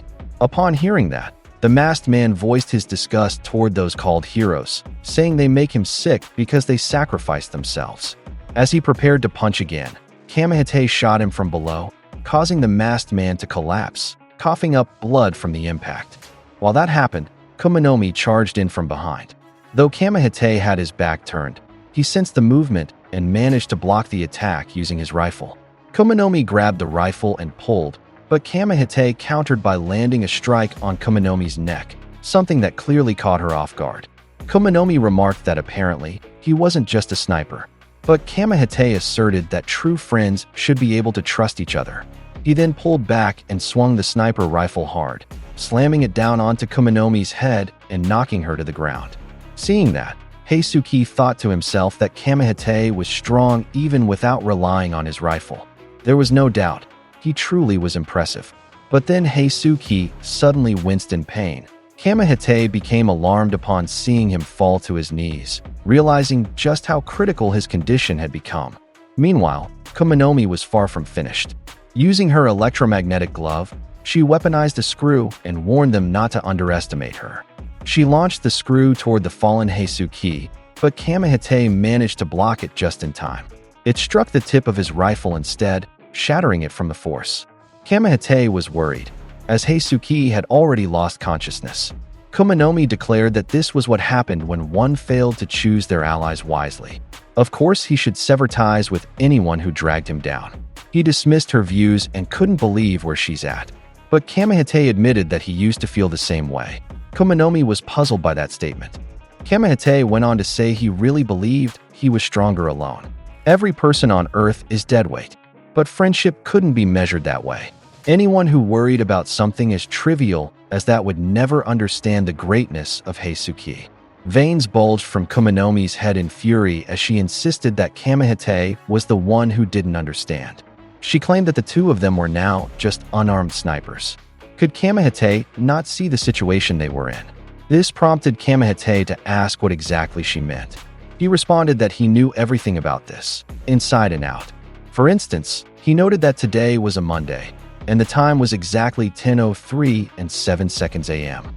The sky was clear, humidity sat at 32%, and the wind was moving at 1.5 meters per second from the northeast. In other words, they had perfect conditions. He added that a weather helicopter was flying directly above them. At this moment, he said she was going to die. He raised his finger and pointed upward, and at that very instant, Heisuki had already awoken and was now standing, holding his rifle, aiming it upward. Kamehite then asks his partner if he gets him too. At that cue, Heisuki fired toward the sky, hitting the helicopter flying overhead. Smoke began to billow from it, and it started to wobble in the air, causing Kumanomi to become visibly alarmed. She wondered to herself what on earth that punk was planning. Meanwhile, Pisuki caught the weather reporter who had fallen out of the damaged helicopter. The reporter exclaimed in awe, realizing she had been rescued by a bird. Back on the ground, Kamehite declared that the entire world was a rifle in his hands. The helicopter crashed, colliding with the tunnel near them. Kumanomi watched helplessly as the upper part of the tunnel collapsed upon impact, which triggered a violent swirl of wind inside. The resulting blast of air surged outward through the tunnel's mouth, sweeping Kumanomi, several cars, and even nearby poles into the open air. Kumanomi was left in disbelief that they had somehow turned the tunnel into a massive air cannon. Now, Kamehite asked if she could finally see what the power of friendship could do. At that moment, a faint smile formed on the edge of Heisuki's lips. Back on the highway, the police officer was finally taken down and tied up on the ground. Granny Mia asked Lou if she was all right, and she replied that she was. In her thoughts, she still couldn't figure out where that shot had come from. Could it have been Heisuki? She hoped he was okay, along with their boss Shin, Aoi, and Hana. Meanwhile, the tunnel and the bridge on the opposite side were completely destroyed after the chopper crashed into them. Both Kumanomi and the masked man lay sprawled on the ground. Heisuki let out a sigh of relief, realizing they had done it. He said to Taro and Hyo that they had succeeded. On the side, Kamehite was still stunned. Heisuki had proven that he wasn't just a long-distance shooter. He also had the sharpshooter instincts to use the environment at the same level as Kamehite himself. Impressed, he told him he should consider joining the order. However, due to extreme fatigue and his injuries, Heisuki slowly collapsed. Kamehite grew concerned. He had lost too much blood. He said he needed to take him to a hospital immediately. Lifting him onto his back, he asked the people blocking the road to move. When Heisuki opened his eyes, he was shocked to see a massive crowd of people, protesters waving flags bearing X's logo. He looked up to confirm if it really was X's mark. Tapping the man beside him, he asked who those people were. The man seemed surprised that he didn't know, saying Japan had completely gone mad. Those were supporters of the new JAA. Heisuki was stunned by what he heard. One of the protest leaders shouted through a megaphone that he had killed his scumbag boss at work. He declared that he was done getting stepped on. "Long live Master X," he cried. Another protester added that guns were for justice, that they protected the powerless, and said she supported the new JAA. Others claimed that the JAA gave hope to marginalized people, and that, as citizens, they had the right to bear arms. They praised Master X as the best. Heisuke couldn't believe what he was hearing. The man beside him added that all those people had found salvation through the 3 bullets. Heisuke couldn't accept it. He yelled out, asking what was wrong with all of them. He said they were going insane, and that the new JA was nothing but a group of murderers. Then the man opened his shirt, revealing that he too was an X supporter. Heisuke was shocked to see X's mark on his shirt. In response, Kamehite smacked him across the face with his rifle and told him that his shirt was in extremely poor taste. He then pulled Heisuke using his rifle and told him to forget about those losers. He said he urgently needed treatment, otherwise he was going to die. In Heisuke's mind, he still couldn't believe everything that had just happened, especially since they had finally taken down one of X's lackeys. And if this continued, he feared Japan would be finished. On the news, an announcer declared that following the sudden deactivation of the guns distributed under Japan's new system, one that granted citizens the right to bear arms, riots had erupted throughout the country. Public safety was now at an all-time low. Footage of chaos and violence from various parts of Japan was broadcasted. This news was being watched from inside the JCC, where Natsuki and the others, including Torimaru, were present. Torimaru was deeply concerned. She couldn't believe the kind of havoc that had resulted from the disarming the guns. Natsuki, however, thought this might have been X's true intention all along. When someone asked what he meant, he explained that even without guns, there were countless ways for people to become violent. The guns had simply acted as a spark, triggering the violence already buried deep within people. Amane was quietly pondering those words. When Kaji asked what was on his mind, he answered that the situation in Japan now reminded him of how he used to be. Everyone under X's spell would lose themselves. But when it happened to him, it was Sakamoto and his friends who stopped him. So now, it was their turn to stop the others. While they were talking, Sheena and her older brother had already wandered close by. Sheena commented that the bathroom there was amazing. Her brother agreed and added that the JCC really spared no expense. Sheena then asked if he'd seen the cafeteria, noting that the food looked absolutely delicious. Excited, her brother said they should check it out after they finished their task. Sheena was all smiles as she shared that the facility even had a poison department. Wasn't that wild? She said they didn't have anything like that at Kansai Academy. She asked if he wanted to check it out later. Her brother wasn't sure, wondering aloud if it was even okay for them to be wandering around like that. Natsuki and the others overheard the conversation. Torimaru grew curious. Who were they? And why were they speaking in Kansai dialect? It seemed they weren't part of the JCC. Amane grew concerned too, especially after noticing that Sheena had pulled out ammo. She said she needed to load them. Apparently, the school shops sold Gatling ammo, and she was seriously impressed by their selection. When her brother asked what they were for, Sheena answered that she just couldn't wait to try them out. She suddenly whipped out her Gatling gun, and as soon as her brother noticed it, he tried to stop her. Natsuki and the others immediately went on alert, and just in time, they dodged as Sheena started firing wildly out of sheer excitement. Amane and Kaji were both thrown into panic. Torimaru and the others couldn't believe what they were seeing. What was wrong with that girl? They thought she had totally lost her mind. Sheena blushed, looking satisfied after smelling the smoke left behind from firing her gun. Even the scent of gun smoke, she said, was somehow fancier here in the city. Her older brother quickly apologized to everyone nearby, saying it was just an accidental discharge from his sister's gun. Still, Amane remarked that he remembered them now. Natsuki grew curious and asked who they were.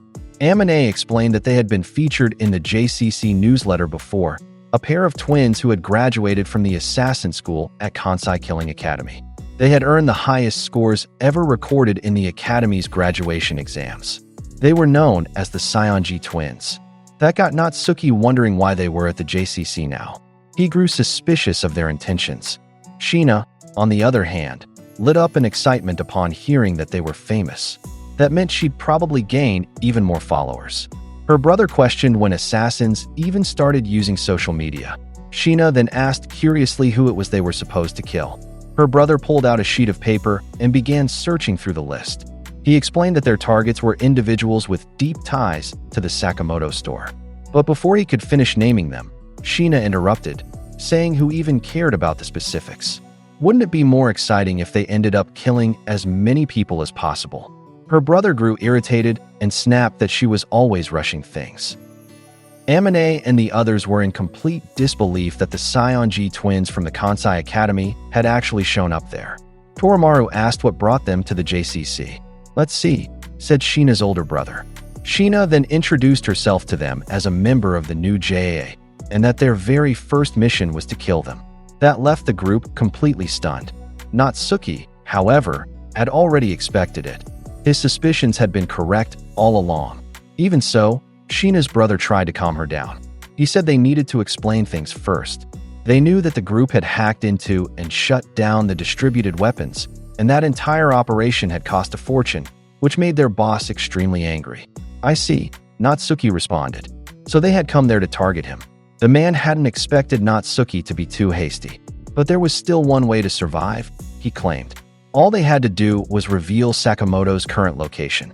If they did that, both Natsuki and the JCC would be spared. Natsuki, meanwhile, wondered to himself whether they hadn't yet realized that Sakamoto was already on his way to the JCC. Mafuyu then spoke up and asked why they were acting on their own. He asked his big brother if it wouldn't make more sense to just kill them right then and there. Sheena was confused by the comment, and in her frustration, she suddenly rushed at Mafuyu and kicked him square in the face. The impact was so strong that he went flying straight into the wall, cracking it on contact. She said that if he was going to underestimate Kansai, she would show him exactly his place and called him a bastard. Natsuki became worried for Mafuyu, while Torimaru hadn't expected her to be that fast. Meanwhile, because the incident had been caught on CCTV, an alert was triggered throughout the JCC, reporting that suspicious activity had been detected inside the facility. Intruders were suspected, so all students were ordered to return to their rooms. Teachers and staff were instructed to eliminate the intruders and began preparing their weapons. Sheena's brother wore a look of growing irritation as the situation escalated, while Sheena herself said that this was exactly what she wanted. Suddenly, the staff began sweeping the facility in search of the reported intruders, and once the twins were located, they were fully intent on killing them. As Sheena turned around, the staff suddenly opened fire. Fortunately, her older brother managed to grab her head just in time to keep her from being hit by the incoming bullets. He commented that she's being way too careless and called her an idiot. Sheena hadn't expected that. Her brother reminded her that the crappier the weapon, the more stray bullets hit, so she needed to be extra careful. Sheena, clearly annoyed, pulled away from his grip and began moving on her own, which worried her brother. She then aimed her Gatling gun directly at the heads of the staff members and began gunning them down one by one. She shouted with delight as she blasted their bodies to pieces, even yelling out a loud Yahoo! The JCC staff called her a brat, but she told them that they were emissaries of the new JA. One staff member charged at her with a knife, but Sheena grabbed his shirt and threw him aside. She declared that anyone who opposed them was opposing the highest authority. As the man flipped through the air, Sheena aimed her Gatling gun directly at his head. Because of the sheer power of the weapon, the man's head exploded on impact, along with the wall behind him. As a result, both of them were flung into the cafeteria. Amine and the others became deeply concerned as they realized just how powerful that girl was. So that was the power of the number one from Kansai Academy. Suddenly, someone attacked. Mafuyu launched a kick aimed directly at her, but Sheena blocked it with the head of her Gatling gun. Mafuyu threatened that he would kill her, but Sheena simply challenged him to bring it on. On the other side, Sheena's older brother didn't know what to do anymore. The situation had escalated far too much. Natsuki asked if he wasn't going to fight, and he responded that he had no intention to. He genuinely thought they would simply reveal Sakamoto's location. Then, suddenly, he asked if that was his younger sibling too. He commented that dealing with troublesome siblings was exhausting for both of them. But strangely enough, his concern for his own sister outweighed any anger he felt toward her. Natsuki took a moment to reflect on that, while Sheena had already choked Mafuyu. Sheena told him he sucked and mocked how shallow the skill level in Tokyo was. She then told her brother that they should wrap things up, grab some souvenirs, and head back. Worry was evident on her brother's face, so Sheena asked him what was wrong. He scanned the area and wondered aloud where the man beside him had gone. Natsuki then replied that indeed, having a younger sibling really is nothing but trouble. Using his invisibility suit, he concealed his presence and moved into position behind Shina. Shina didn't see it coming when she was suddenly hit out of nowhere, while Natsuki rescued his brother. Shina was thrown backward and shouted that some ghost, had hit her. Her older brother warned her to check behind her, but it was too late. The JCC staff had already been waiting and were poised behind her. They bound her with rope and successfully captured her. One of the staff, holding a blade, told her not to underestimate the teachers at JCC. He added that they would teach her a lesson she wouldn't forget. See, her older brother commented. This was why he always told Shina not to let her guard down. In an instant, he moved with incredible speed and beheaded every teacher who had restrained his sister with no effort at all. Even on his own, he brought down a large number of enemies in the blink of an eye. Natsuki's eyes widened at the sight of what had just happened. Even Torimaru was shaken and hadn't expected it. Both Kaji and Amane were stunned, thinking to themselves how unpredictable the movements of that man were. He then asked Shina if she could still stand, and she replied that she could. In everyone's mind, the same thought echoed. His strength was absolutely insane. Shina was already back on her feet, holding her weapon and standing next to her brother. In Natsuki's thoughts, those twins, especially the older brother, were showing a level of skill they had encountered only in the most insane battles. Witnessing it, Amane also felt that something about it triggered a memory. They were all deeply unsettled, including Torimaru and Mafuyu, because his levels seemed to rival that of the Order members, Nagumo, Shishiba, Osaragi, as well as the formidable enemy, Gaku. The man turned to face them, surrounded by the bloodied and defeated fighters who had just gone up against him. He said he would ask one more time, tell him where Taro Sakamoto was, and then he'd leave them alone. None of them responded, and Torimaru simply waited to see what her comrades would do next. Shina grew frustrated, unable to believe what her brother had just done. She grabbed him, angrily reminding him that this was their first assignment, and now he wanted to wuss out after all that. He began sweating as he suggested maybe they could just try talking things out, but Shina wouldn't allow it. She rejected the idea and said they would fight with everything they had. Natsuki told them to forget it. They weren't going to sell out their friend. Shina's brother said he understood where they were coming from. Everyone locked eyes with him, bracing for what came next, and all he said was, "It is what it is." Torimaru and Amane were the first to launch an attack. They leapt at him together to strike at once, but instead of dodging or stepping back, he simply caught their weapons with his bare hands. Then, in one swift move, he hurled them both with full force across the area. But he didn't stop there. He kicked Torimaru beside Amane, and the two were sent flying in opposite directions. The sheer power behind it slammed them into pillars and walls, which crumbled from the impact. Seeing that, Mafuyu charged in next. But before he could even strike, the man casually kicked him away too, sending him flying effortlessly. Shina, watching, commented how rude that was. Her brother told her not to be stupid. There was no etiquette in killing. Meanwhile, Natsuki was already in position, staying close to the side while wearing his invisibility suit. He had prepared to attack, but the man sensed his presence, something Natsuki didn't expect. The man said that if he really wanted to be invisible, he should erase his sound too. And with that, he turned his attention to Natsuki and took him down. Natsuki didn't even get the chance to resist. Watching what had just happened, Kaji called the man a freak. He wasn't even sweating while fighting. What's more, his heartbeat wasn't changing at all. Shina's brother called them all beasts. How could they still be charging at him when they were clearly outmatched in skill level? Everyone was already wounded, even though he had only attacked each one of them once. He then explained that every time he fought, he was always scared. No matter how hard someone trains, he said, once you die, it's over. That made Torimaru ask why he even became an assassin in the first place if that was how he felt. He seemed to pause in thought, and just as he was about to answer, Shina suddenly unleashed a barrage of gunfire with her Gatling gun. She leapt into the air and fired from above. Everyone quickly dodged because of how fast she was shooting. She yelled at her brother to cut it out already. He was too tough, and no one was going to be able to kill him. His endless complaining was just bringing her down. Her brother apologized for it. As Sheena landed, the floor beneath her suddenly cracked and gave way. She fell straight through, alarmed, and dropped to a lower level. What she didn't expect was to land right into a swimming pool. She panicked because she didn't know how to swim. Still, she plunged down into the water, struggling to breathe below the surface. Her brother was worried for her. Meanwhile, Torimaru said this was their chance. She jumped down from the upper floor, followed closely by Natsuki. Sheena's brother was shocked to see it. But in Natsuki's thoughts, they were out of time. Sakamoto and the others were going to arrive at the JCC in less than an hour, and he knew he wasn't in any condition to face them. That's why they had to stop this here and now. He and Torimaru both charged in from both sides, with Natsuki staying invisible even underwater. Because of that, Sheena couldn't see him.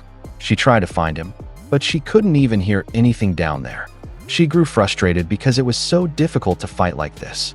Just then, her brother dove into the pool too, carrying a weapon.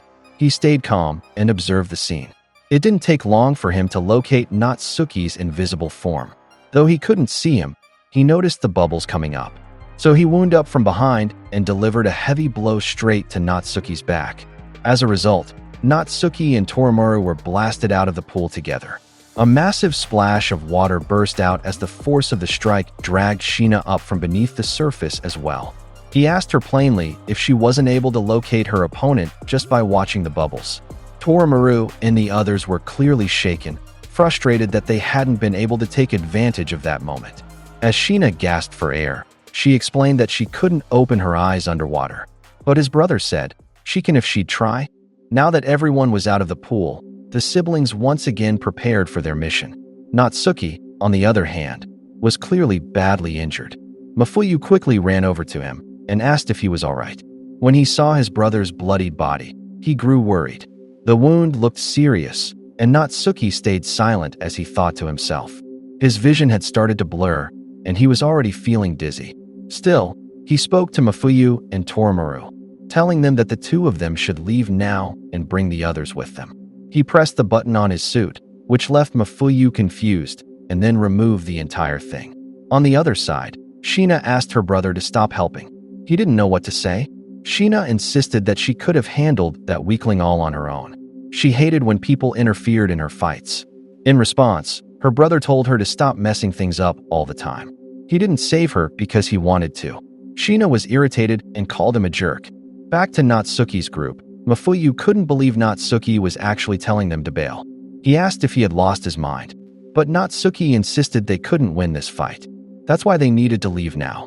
When Mafuyu asked what about him, Natsuki just grabbed him by the shirt and instructed him to find Sakamoto and tell them not to come to the JCC. What Mafuyu didn't expect was for Natsuki to put the invisibility suit on him. He demanded to know what Natsuki was doing.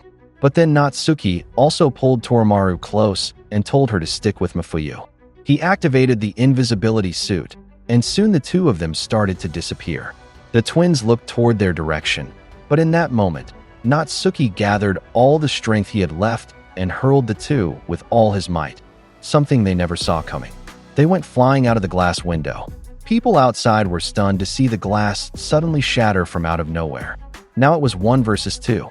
Natsuki stood alone to face the twins. Sheena asked him if he really thought he could take them both on by himself. He simply answered that maybe he could. Sheena grew irritated and commented that older siblings were always getting in the way. She muttered again how annoying that was. Her brother looked troubled when he heard her say that. Natsuki then pulled out his liquid nitrogen bomb and called the younger siblings annoying little brats, saying how they are a pain in the butt. He took that moment to throw the liquid nitrogen bomb toward where they were standing. The two were caught off guard and didn't see it coming. While they were distracted, Natsuki took the chance to escape and ran off. Of course, they didn't plan to let him get away so easily. As he peeked back at them while running, Sheena's brother began to wonder what Natsuki might be planning. When he reached the ledge, Natsuki jumped off without hesitation. Sheena followed him, holding her Gatling gun, and told him to stay right there for her. And so he did. He stood still, staring right at her. Even as she aimed her weapon straight at him, Natsuki didn't flinch and faced her head on. Sheena was thrilled. She said she finally caught him. With that, she pulled the trigger and unleashed a hail of bullets. However, not a single shot hit Natsuki. He calmly remarked she couldn't hit him from there. Sheena was stunned, unable to believe what just happened. The two siblings had been trapped inside what looked like a hospital room, something they didn't expect at all.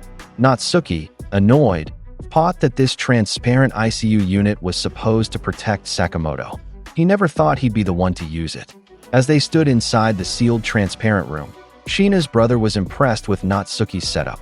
But Sheena wasn't having any of it. She continued firing at the wall non-stop, demanding he let them out. Despite that, none of the bullets made it through the wall of the chamber. Outside, Natsuki explained that it wasn't possible. The wall was made of a special alloy. It was impossible to break through with human strength.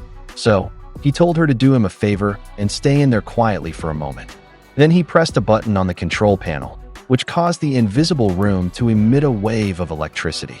Inside, Sheena raged and began kicking everything in sight. She cursed him and swore she'd tear that brat apart. Meanwhile, Natsuki used a device to monitor them from the outside. The thermogram showed that Sheena's brother's energy was starting to cool down. It was getting harder to even pick up his presence.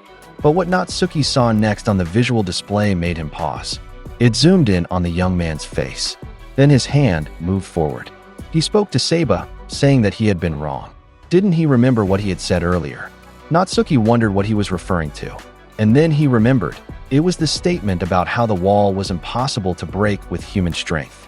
Now, the man got into position with his weapon and declared that all he had to do was go beyond human strength. Natsuki was alarmed when he saw the sudden spike in energy readings. It made him question, what kind of energy was that?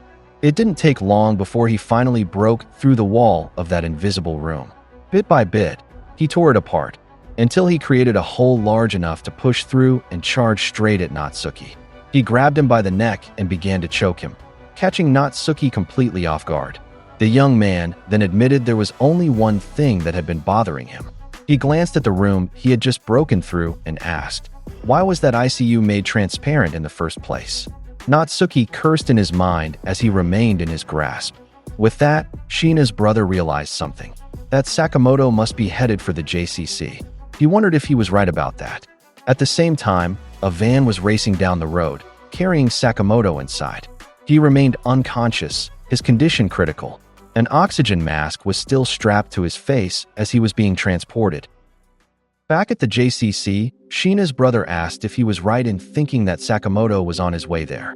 Natsuki, still being choked, couldn't give an answer. Meanwhile, Sheena climbed out of the hole her brother had made. After hearing that, she said their job might just get a lot easier. With his head turned back, her brother asked how she was doing, and she replied that she was fine, just not in peak form today. Because of that, her brother advised her to rest for now. He would handle the rest. Sheena was stunned when she heard that. She got annoyed and told him not to underestimate her. Out of frustration, she kicked him from behind, making him release Natsuki. As he fell to the ground, Sheena aimed her Gatling gun at him. Alarmed, her brother asked what she was doing, and she shot back that he was always looking down on her. She decal-read that she could handle weaklings like that on her own. Her brother agreed, but pointed out that she looked tired. That irritated Sheena even more. Just because he was the older sibling, he always interfered and tried to protect her, and she found that incredibly annoying. That's why she wanted that she would be the one to finish this. Natsuki couldn't do anything anymore. But then, Sheena's Gatling gun suddenly got slashed, part of it flying off, which caught her completely off guard. Someone had arrived, saying he understood. Older siblings really were annoying. And it was Mafuyu, who had returned wearing Natsuki's invisibility suit. He stepped in front to protect his older brother. Natsuki was shocked and asked if he was stupid. Why had he come back? Mafuyu answered that he realized something.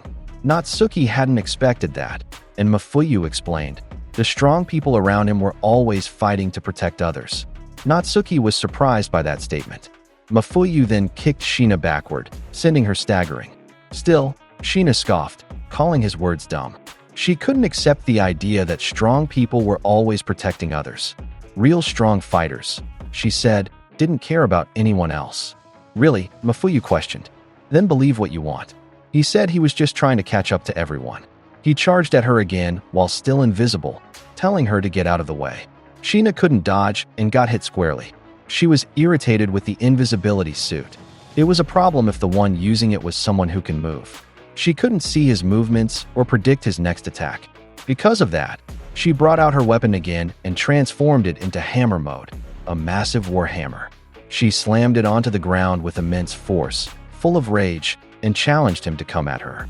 Mafuyu took off the invisibility suit and charged at her directly.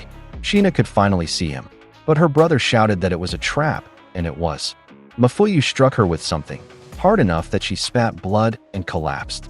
She hadn't expected it at all. Mafuyu had hidden rocks inside the suit he had tied earlier. He told her he had tricked her. Then he opened the suit and poured out the rocks he had stuffed inside.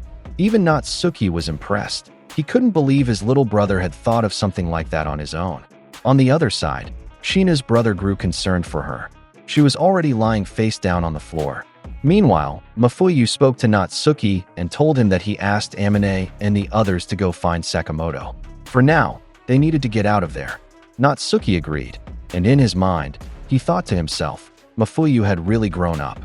However, Sheena's brother suddenly stopped them. Both siblings were alarmed by the intimidating aura he released. Sitting by Sheena's side, he said that all he wanted was to live a peaceful life. But what else could he do now? Then he asked Mafuyu what his name was. Mafuyu introduced himself. The man said his name was Kippei, and it was nice to meet him. Then came the challenge. He told Mafuyu to see for himself who was stronger. After all, didn't they both have someone they wanted to protect? Mafuyu was left speechless by that. Cut to the highway. Shin and Boiled had stepped out of the van and were engaged in battle. Boiled was irritated that those JAA peons were still getting in their way. Shin agreed, saying Saba and the others had been waiting for a while now. Wutong then urged them to hurry up and get back inside the van. As they drove off again, they said they had to get Sakamoto to a safe place as soon as possible. Inside the van, Atari pulled out some kind of sticks in her hands. Lu asked what she was doing, and her face showed that whatever it was, the result wasn't good. Shin grew concerned. When Boiled asked what the problem was, Shin answered that he sensed something bad coming. Then, the scene cut to Tanabata, walking down the middle of the highway, carrying his guitar on his back. A car passed by on the side, and someone inside called out to Tanabata, referring to him as Band Guy. They invited him to hop in, saying they were heading to the same place anyway. Switching back to Sakamoto's van, Kandaka asked Shin if he could feel anything, and he replied that he could. Boiled grew concerned, thinking they might not make it to JCC at this rate. Shin warned everyone to prepare for battle, saying that the enemy was coming. Hearing that, Kandaka grew anxious and asked where they were going to attack from. Suddenly, a medical device inside the van began to sound off, detecting abnormal radio waves. Aoi was startled and visibly alarmed by it. Up front, Boiled couldn't believe what he was seeing. They were approaching a toll booth, and standing directly in their path was Gozu, casually sipping a drink. The ETC card warning chimed, saying the card wasn't properly inserted. Gozu remarked that the drink was good, while Boiled was caught off guard, not expecting to see him again. Moments later, Gozu leapt forward and shattered the van's windshield while it was still moving. He landed directly inside, right on top of Sakamoto's unconscious body, shocking everyone in the van. Gozu smirked, surprised that Sakamoto had managed to survive despite the injuries he had sustained. Even so, Sakamoto remained unconscious. From the side, Shin lunged at Gozu, aiming a punch at him. But Gozu dodged with lightning speed.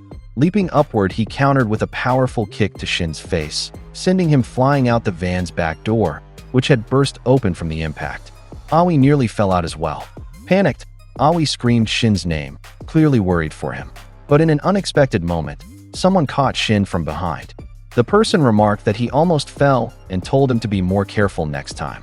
Shin thanked him, but immediately asked who he was. Back in the van, Gozu stood silently over the bed where Sakamoto was lying. He then activated his ability to manipulate kinetic energy. But just as he was about to act, a hand suddenly appeared in front of him at incredible speed. Someone rushed in and slammed him out of the van. It was Kandaka. Boiled shouted in alarm as he noticed Kandaka had jumped out of the van. The two of them landed directly onto a car driving alongside them. Gozu noted how fast Kandaka was on his feet, calling him old man. But Kandaka insisted he couldn't let the younger ones outpace him. It turned out that the driver of the car they had landed on was Torres. Annoyed to see them, Torres demanded that they give him a break. He cursed, yelling that it was his car, then raised his sand blaster to aim at Kandaka. He didn't expect that, but just before he could fire, something rammed into Torres's vehicle. A large truck pulled up right beside them. It was the one that had rescued Shin. Shin asked Kandaka if he was okay. Kandaka looked up and said yes, but asked him what he was planning to do. It turned out the truck Shin was riding was a water tank pump. He pierced the tank's pipe through the window of Torres's car, then released a strong stream of water, flooding the inside through the cracks. Inside the vehicle, the water quickly filled up, making it hard for Tanabata and Torres to breathe. Torres asked what the hell had just happened. Tanabata pulled out his guitar and dropped it to detuning. As a result, the top half of the car was blown off completely, sending a surge of water bursting out from within. Meanwhile, Shin and Kandaka were now together. Kandaka remarked that Shin was starting to act more and more like Sakamoto. Shin laughed, saying that X had told him the same thing. Back in Torres's car, Gozu commented that he just received a nice car wash. Maybe he shouldn't be so mad. But Torres snapped back, saying that car washes were meant for the outside, not the inside. Gozu then suggested that they should increase the voltage even further. Meanwhile, Kandaka warned Shin not to let his guard down, and Shin responded that he understood as he kept his eyes locked on the enemy. Suddenly, the aerial ladder of the fire truck they were riding on moved. Using it, they targeted the car Torres was driving, something Torres did not expect. It slammed straight into his vehicle and caused significant damage upon impact. Even so, they still managed to escape, and Torres told Tanabata that he should take over driving for now. Tanabata replied with a quick copy. Torres and Gozu then suddenly leapt toward the fire truck and faced Shin from opposite sides. Torres pulled out and activated the sandblaster to attack and hit him, but Shin was agile enough to dodge it. At the same time, Gozu targeted Kandaka instead. In Kandaka's mind, he thought it was difficult to fight him because he had been out of commission for quite some time. He then glanced toward the vehicle where Sakamoto was and hoped that he would finally wake up. At that moment, he noticed Sakamoto twitching while lying down, and Kandaka was shocked by what he saw. From behind him, Gozu charged in and asked why he kept looking away. Because Kandaka had been distracted by what he noticed, Gozu managed to grab him directly on the chest with his nail guards, which released electricity from his hands. When the attack hit him, Kandaka could no longer do anything. The impact sent him falling off the fire truck and crashing onto the highway. Shin grew anxious the moment he saw him fall. Gozu simply smiled afterward and said one down. From the other vehicle, Boiled witnessed what happened, so he decided to move to help. He ordered Wutong to drive, but Wutong answered that he could not do it and nervously admitted he did not have a license. Boiled could not believe it. Upon hearing that, Aoi volunteered to drive instead, which made Boiled happy, and he thanked Sakamoto's wife.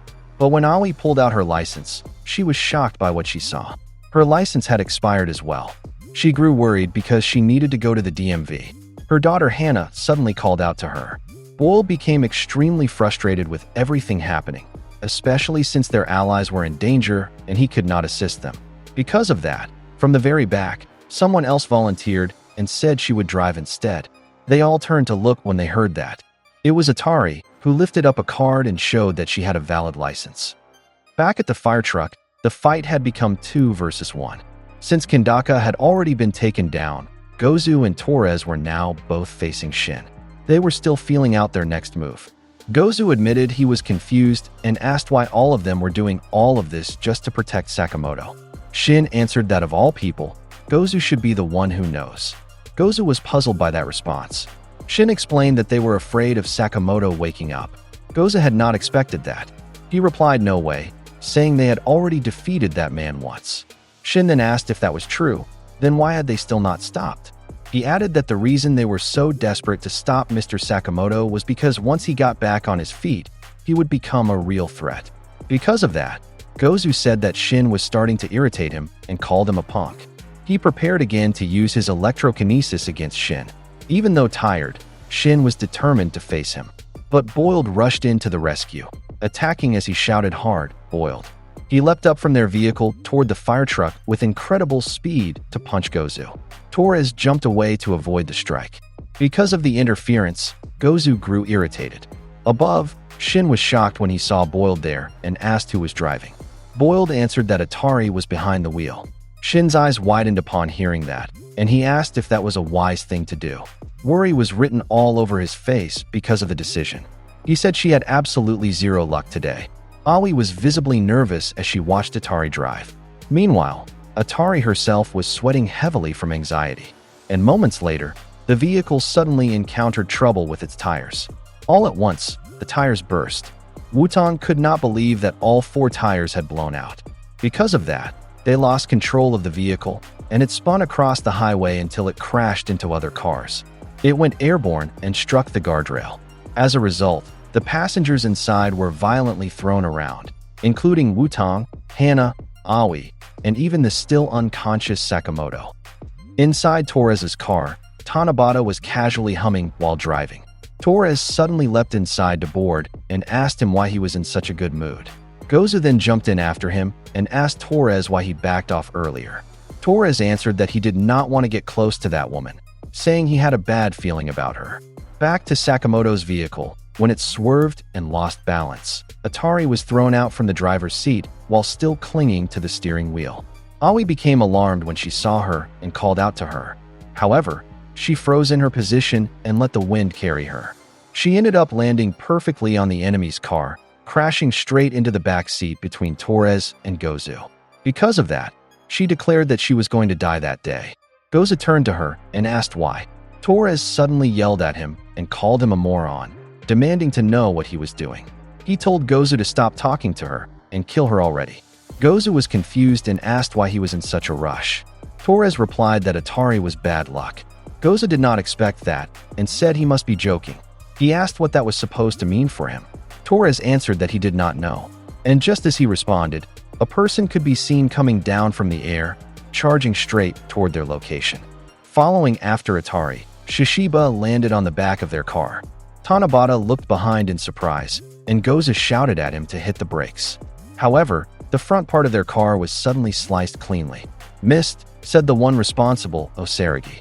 Shishiba smiled and said that he had a score to settle with them. And because the front section of the car had already been sliced apart, they lost control of it. Shishiba said he came to repay a debt. Gozu replied that he was being very considerate, smiling as he said it. As the shattered pieces of the car scattered across the road, the two finally faced each other. Shishiba drew his hammer while Gozu prepared himself with his nail guards. Shin witnessed their fight. He was shocked to see Mr. Shishiba there. Boiled called his attention and told him not to focus on that for now. He pointed something out to him, prompting Shin to look. It was the Sakamoto family with Wutong. Taro Sakamoto lay unconscious on Aoi's lap on the floor. Shin immediately asked Mrs. Sakamoto if everyone was all right. She replied that they were fine and told him not to worry. But she pointed toward Atari on the other side. Shin looked her way. Atari was still on the back of Torres's car, lying there, unable to move as the fierce battle raged. She was stuck in place. Something at the side caught Shishiba's eye, and it was a section of the car that he forcefully pulled off and tore apart before throwing it at Gozu's head. Gozu did not expect it, and his vision was momentarily obscured. Shishiba used the opening to attack, but he was shocked when Gozu managed to grab the hammer from him. Gozu released electricity into it, forcing Shishiba to let go and jump backward. Gozu then hurled the hammer toward him, but Shishiba dodged with ease. Behind Gozu, a truck could be seen driving toward their direction. Shishiba took out a knife and threw it at the truck's tire. As a result, the tire exploded. Shishiba quickly leapt forward to launch another attack on Gozu. He kicked him full force in the stomach, sending him flying away.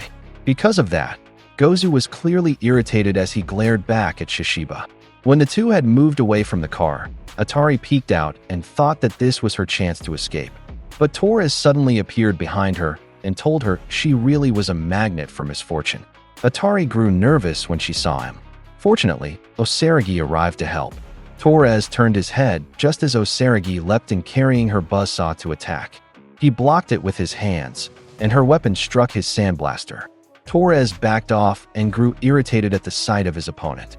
Osaragi took out a rope and secured it to her weapon, then spun it around while standing on the wrecked car. She stared directly at her enemy, and once she was ready, she hurled the buzzsaw with full force to hit Torres. However, he managed to evade it, causing it to strike the barrier behind him instead. Atari was trembling with fear because of that. Thankfully, Shin saved her just in time. While carrying her, Shin said he was not sure if Atari's luck was good or bad. Because of that, Atari apologized, saying she had brought bad luck again. The clash between the two continued.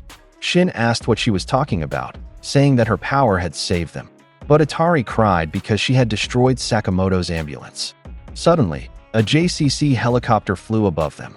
They were all surprised to see it, especially Aoi. The ones aboard were Amane and Torimaru. Amane asked Shin if everyone was alright. Shin was deeply surprised to see him there and asked what they were doing in that place. Even Atari herself was confused and asked why they were there. Meanwhile, Gozu only glared at them with hostility. Torimaru shouted and said that the JCC had become a disaster. She explained that there was a pair of twins from Kansai who were incredibly strong and that their opponents were battling the Seiba siblings. She added that they would explain the other details later. For now, Amane urged them to hurry and get Sakamoto and his family on board. However, Gozu stepped forward and said that he had heard all of that. He stood atop the overturned van and warned them that they were not going anywhere. Aoi was clearly irritated by this while holding Sakamoto, and Shin felt the same way. But before Gozu could attack them, someone suddenly rushed in from his side, catching him off guard. It was Shishiba, wielding his hammer. Because of that strike, Gozu was blasted off where he stood and sent straight into the glass wall of a building on the opposite side. Shin was stunned when he saw the man he called Mr. Shishiba. Shishiba simply told him to hurry and get Sakamoto out of there, saying that they were holding him back. Shin did not expect that and said that he understood. He quickly lifted Sakamoto onto his back and moved to load him into the helicopter. Torimaru told them to hurry, and she helped Hana climb aboard. Once inside, Hana greeted Amane. Shin suddenly grew alarmed when he noticed new enemies arriving. Several men carrying enormous weapons appeared and blocked their path. Shin was irritated by yet another obstacle. He did not expect the JAA forces to arrive at that moment.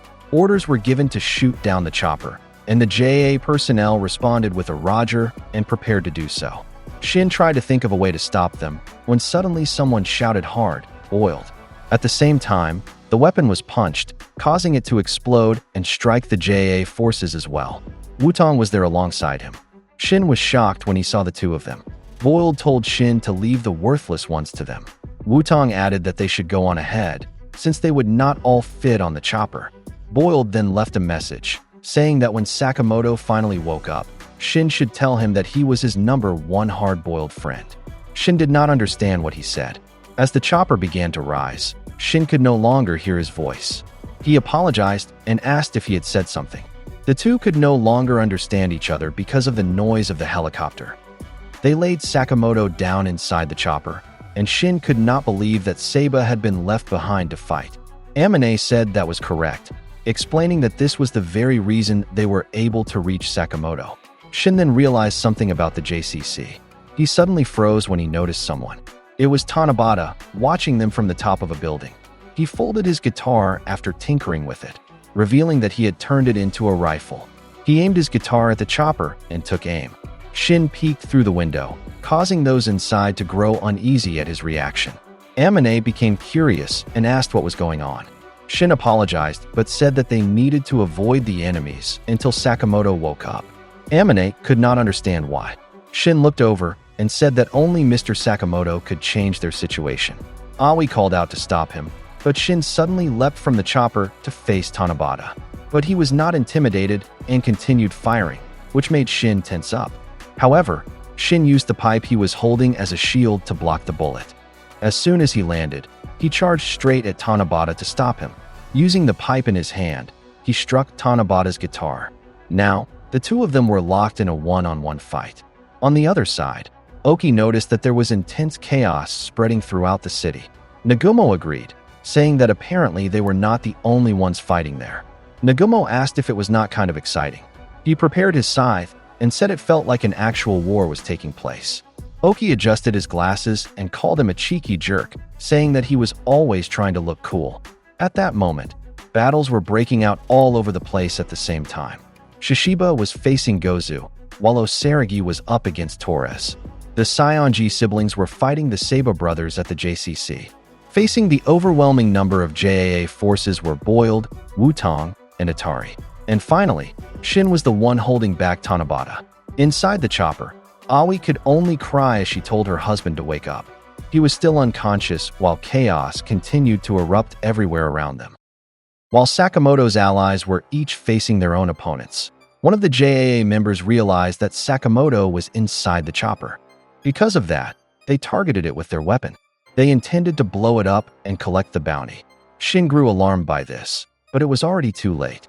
They had already managed to hit the chopper carrying him. Shin screamed and called out to Aoi. Boiled, Shishiba, and the others also became worried about Sakamoto's condition. Meanwhile, the pilot, Amine, was sweating heavily from fear. The enemy had managed to destroy their main rotor, making it extremely difficult to control the chopper. Inside, Aoi was left speechless as she called out to her sweetie in her thoughts. Suddenly, Sakamoto appeared in a vision together with a cow aboard a train. Sakamoto called out his wife's name, and because of that, he remembered that he needed to return. However, he noticed a cow beside him and looked over. He spoke to her and asked if she thought he could defeat Yuzuki and his gang. A cow burst out laughing at the question. She laughed hard and asked how she was supposed to know. She said it was far too stupid to waste time thinking about things like that. Sakamoto told her to shut up, saying she was awfully cheeky for someone who was dead. But he added that it was a serious question. A cow's smile did not fade. She asked Sakamoto how life had been treating him as an ordinary person. The scene shifted to outside the Sakamoto store. Sakamoto answered that it had been exciting and fun. He said it was filled with happy moments he never could have imagined back when he was still a hitman, meeting his wife, having a child, and gaining friends who stayed with him through his change in life. However, he looked at his palm and thought that maybe he had already lost his edge. That was why he was now afraid of losing everything he had. Maybe, he thought, he should never have tasted a normal life in the first place. A cow called him a real moron. She asked if he even realized that, something Sakamoto did not expect. A cow then grew curious and asked what Sakamoto had learned from that life, and what he had gained from it. Sakamoto fell silent, thinking about her words. The scene shifted again, this time with the two of them climbing up some stairs. A cow said that Sakamoto had learned and experienced many things she had never experienced before. And that, she said, was his strength now. Sakamoto asked how that was supposed to help him in a fight. A cow told him to listen. She said that she and Yuzuki had once tried to live normal lives as well. However, they had failed. Maybe what they did back then was wrong. A cow turned to him with a smile and said that even so, they were not wrong for trying. She urged Sakamoto to win the battle and prove it. Sakamoto did not expect that answer at all. Once again, he asked whether he could truly win. A cow responded by asking if he remembered what she had told him before. The more people there were that he wanted to protect, the stronger he became, even more so than a cow herself. A cow turned her back, tossed away her cigarette, and stepped on it. She said her goodbyes, adding that he had to go now. She told him that she would take care of his wounds for a while. Sakamoto called out to her once more. A cow turned back and added one last thing, telling him not to worry about the cow inside Yuzuki. She said it was nothing more than a figment of Yuzuki's imagination. She added that the jerk was pitiful because he could never fully embrace evil, and so she asked him to do something about Yuzuki. Sakamoto simply nodded in response.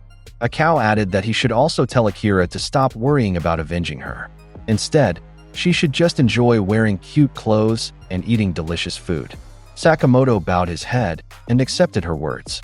He thanked his friend, and a cow simply bid her farewell until they met again. She pointed a gun at him and told him later, "Pow." And then, she shoot him. Back at the chopper, a massive explosion erupted. The shooter was overjoyed and shouted that it was a bullseye. Boiled and Akira were sweating with fear as they witnessed it. The chopper shattered into pieces and was completely torn apart, causing Amine and Torimaru to fall from it. There was nothing they could do but scream and call out for Aoi and Sakamoto. Seeing that, Goza commented that it was pathetic. On the other side, instead of panicking, Shin smiled and only said welcome back. That was because Sakamoto had finally woken up after all this time. Because of that, he was able to save his wife and child. He held them tightly as they fell. Shin shouted at the top of his lungs, "Welcome back, Mr. Sakamoto." However, he suddenly paused and wondered why Sakamoto had gotten fat again. Aoi was teary-eyed when she saw that her husband had returned, while their daughter Hana simply greeted him with a good morning. Osaragi was surprised when the Sakamoto family landed right between her and Torres. They landed safely, and Osaragi could only stare at him. Torres called out to Sakamoto, unable to believe that he was awake. As usual, he remarked that Sakamoto's timing was terrible.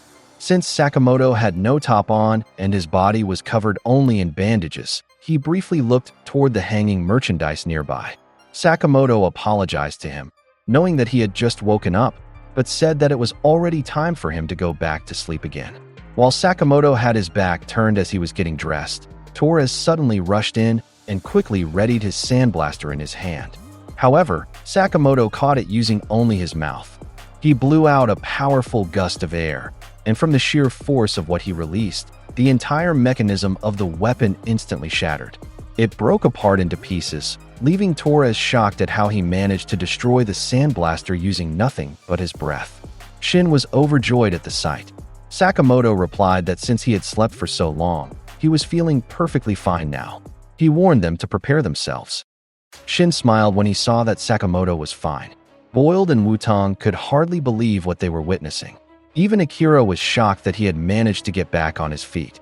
Shishiba and Osaragi were also relieved. Of course, his wife could not help but tear up.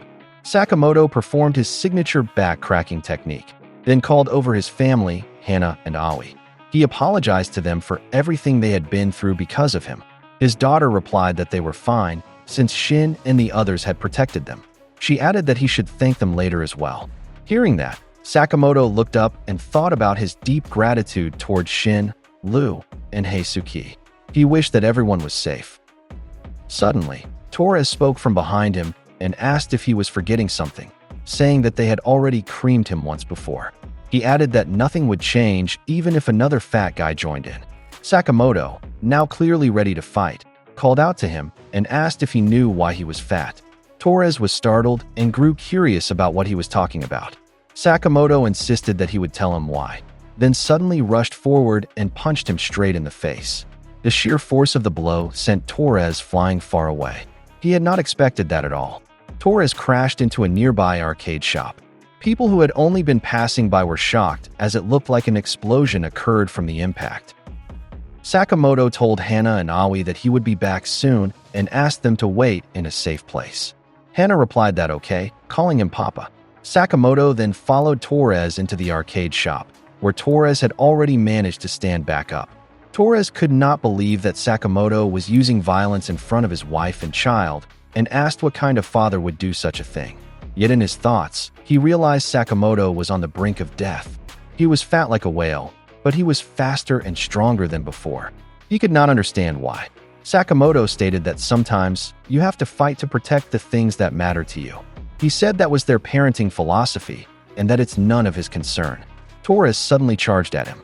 He removed his coat and readied his sandblaster once more, declaring that they would see if he could really protect them. He aimed the weapon at Sakamoto, and its power tore apart the surroundings. However, even though Sakamoto had gained weight, he moved with incredible agility and avoided being hit. He leapt away to save himself, something Torres could not believe. With his back turned, Sakamoto suddenly grabbed the joystick of a nearby claw machine. He retrieved a boxed plushie and rapidly spun the stick. The gripper rotated at extreme speed before Sakamoto suddenly forced it forward, causing it to release and smash through the machine's window. The box flew straight into Torres's face. Torres was irritated rather than injured and cursed at him, telling him to get serious. He readied his sandblaster again, but Sakamoto suddenly punched it. As a result, the weapon was crushed and stopped functioning. Torres was sent flying once more, this time crashing into a photo booth.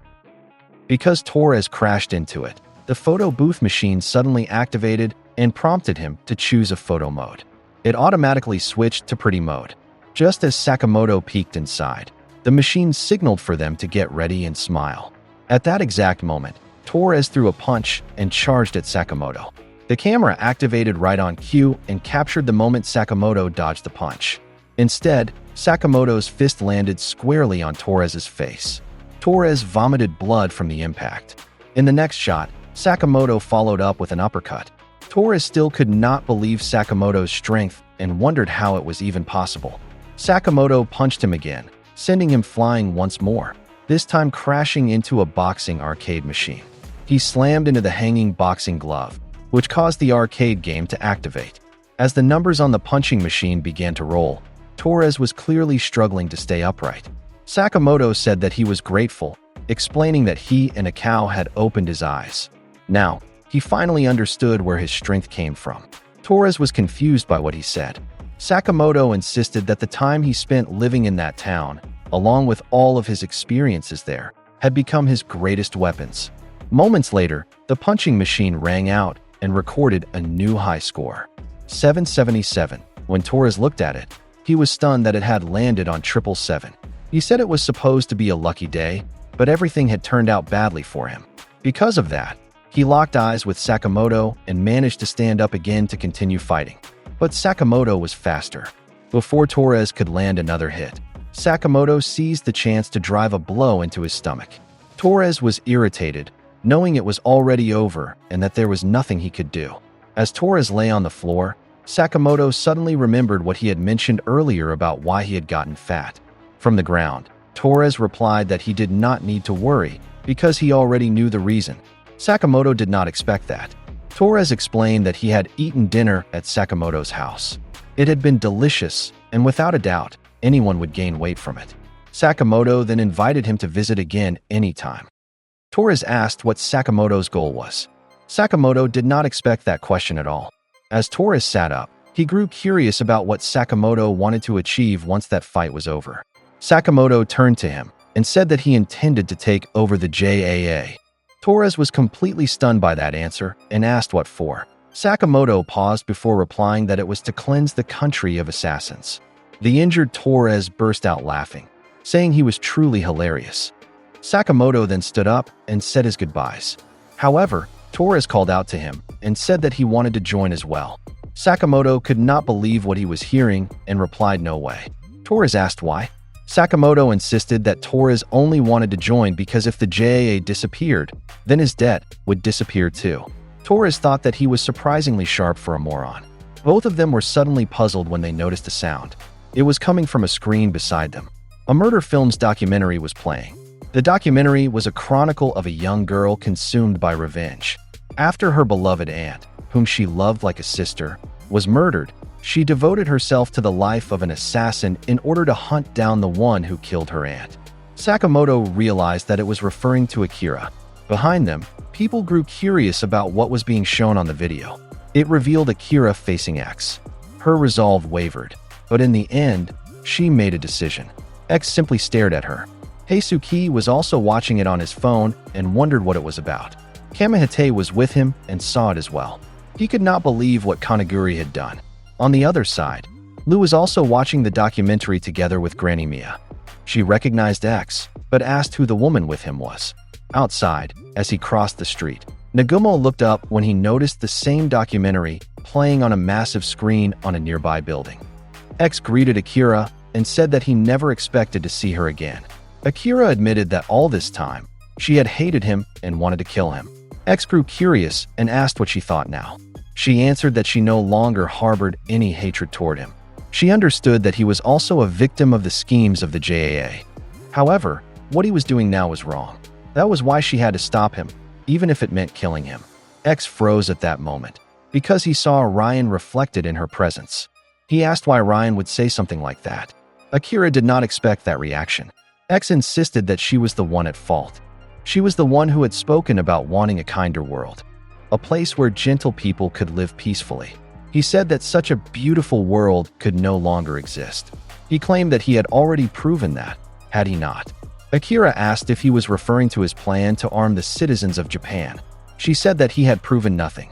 Among those who suffered in that chaos, she was certain there were kind and gentle people who simply wished for peace. She said that he only hated his own life, and that everything he was doing was nothing more than his disgusting way of venting his anger onto others. There may have been a time when he had not fully embraced evil, but now, she said, he was a complete assassin to the very core of his being. X fell silent at her words and began to think. Meanwhile, The cameraman Kanaguri could not stop himself from crying. Even his nose began to run. He remembered the moment he first met Akira and said that the very first time he laid eyes on her, he knew she was a main character material. As his camera remained focused on her, he thought about how glad he was that he had followed her. He said that he would follow that story to the very end and record it with his camera. That was his duty as a director. In response to Akira's words, X finally said yes, that she was right. However, he immediately contradicted himself by saying no. Ryan was inside him, he claimed, and the one standing before him was Akira, not Ryan. With tears in her eyes, Akira told him that her Aunt Ryan was gone. She told him to stop clinging to bitterness over nothing more than a figment of his imagination. Suddenly, X's persona shifted. While gripping his katana, he began muttering to himself. Kanaguri recognized it as the personality of Takamura within him. Akira had anticipated this. She had already envisioned what might happen, and when X attacked her, she did not panic. Instead, she struck him first, slashing his arm. In her mind, she realized that she had done it. The counterattack she had imagined all this time. The sharper a person's instincts became, the more vulnerable they were to a complex deception. That was the lesson taught by her teacher, Satoda. X continued muttering as blood flowed from his arm. Meanwhile, Kanaguri could not believe that in a single split second, she had managed to draw Takamura in. That was the blood of the Akao lineage. The innate, inherited talent for killing. Without the slightest fear, she continued to challenge X head-on. As X continued muttering to himself under the persona of Takamura, Akira prepared herself to face him. Her expression was serious as she stood there, while Kanaguri continued capturing everything on camera. When he called out action, Akira suddenly lunged at X. Using her weapon, she attacked him, but he managed to block it. In Akira's mind, she knew she must not look away. She had to find the optimal path, the way to defeat him. But when she finally thought she had found it, X's sword suddenly pierced into her head. As X lifted his katana, it sliced upward across her face. That was supposed to be the outcome of the path she had envisioned. If it had come even a few centimeters closer to her, she would have been dead for sure. Anxiety showed clearly on Akira's face as she realized how bad the situation had become. She could not find any opening at all. Meanwhile, X continued whispering to himself over and over. Akira grew uneasy when she saw the madness in his glaring eyes. She trembled in fear at what she was seeing. She grit her teeth and thought that she was a fool. From the very beginning, she should have accepted Ryan's death. When she charged again, she remembered how happy she had been at the thought of being able to see and talk to Ryan again, and because of that, she had tried to understand him. She rushed at X once more, and even Kanaguri clearly did not know what to expect anymore. Akira admitted to herself that she had only been trying to escape reality, living inside a fantasy he had created. Because of that, with the blade in her hand, she once again managed to strike X, this time cutting into his shoulder. X did not expect it. In Akira's thoughts, she realized that by now, the number of innocent people who had died could no longer be counted, all because of her weakness. That was why she took responsibility for it. She had to kill him, and this time, she could not afford to fail. As Kanaguri continued filming the events, he suddenly grew concerned when he noticed something. As Akira charged forward again, he commented that the tableau, the scene, was far too bland. He began thinking of a way to fix it. Just then, a waiter arrived carrying a 4-layer wedding cake meant for the super reception hall. When Kanaguri saw it, he thought of the hotel's wedding hall. He realized he could use it. Because of that, Kanaguri spoke to the waiter carrying the cake and asked why it was so plain. The waiter was confused by the question. Kanaguri added that he would pay whatever it took, saying that he wanted the most deluxe cake decoration they had. The waiter wrote down the request, assumed he was a premium client, and immediately replied with a yes, sir. Back to Akira's fight. When the Takamura personality inside X charged forward, he cleanly sliced through the pillar behind Akira. However, she managed to evade the strike and avoid being hit. X did not let up. He continuously swung his katana, determined to end the fight. Because of the relentless assault, Akira's body began to take hits and grazing cuts. As she kept dodging, Akira realized that there was no time to observe anything if she continued avoiding attacks like this. Suddenly, someone called out to her and appeared directly in front of her. It was Kanaguri, who stepped in with a close-up shot of her face and blocked her path. He said the audience would get bored and that they needed a jaw-dropping, dynamic move from their heroine. Akira was confused by what he was saying. X was right behind him, yet Kanaguri's concern was that the footage would not dazzle anyone. Akira grew irritated by him getting in the way. She forcefully pushed him aside while simultaneously blocking X's incoming attack. She knocked the katana-wielding arm off course. As a result, the strike landed on the cake that had been brought in, splitting it apart. Kanaguri was delighted and cheered for Akira, declaring, "Till death do you part." X's blade nearly reached Akira's head, but thankfully, she managed to step back and evade it.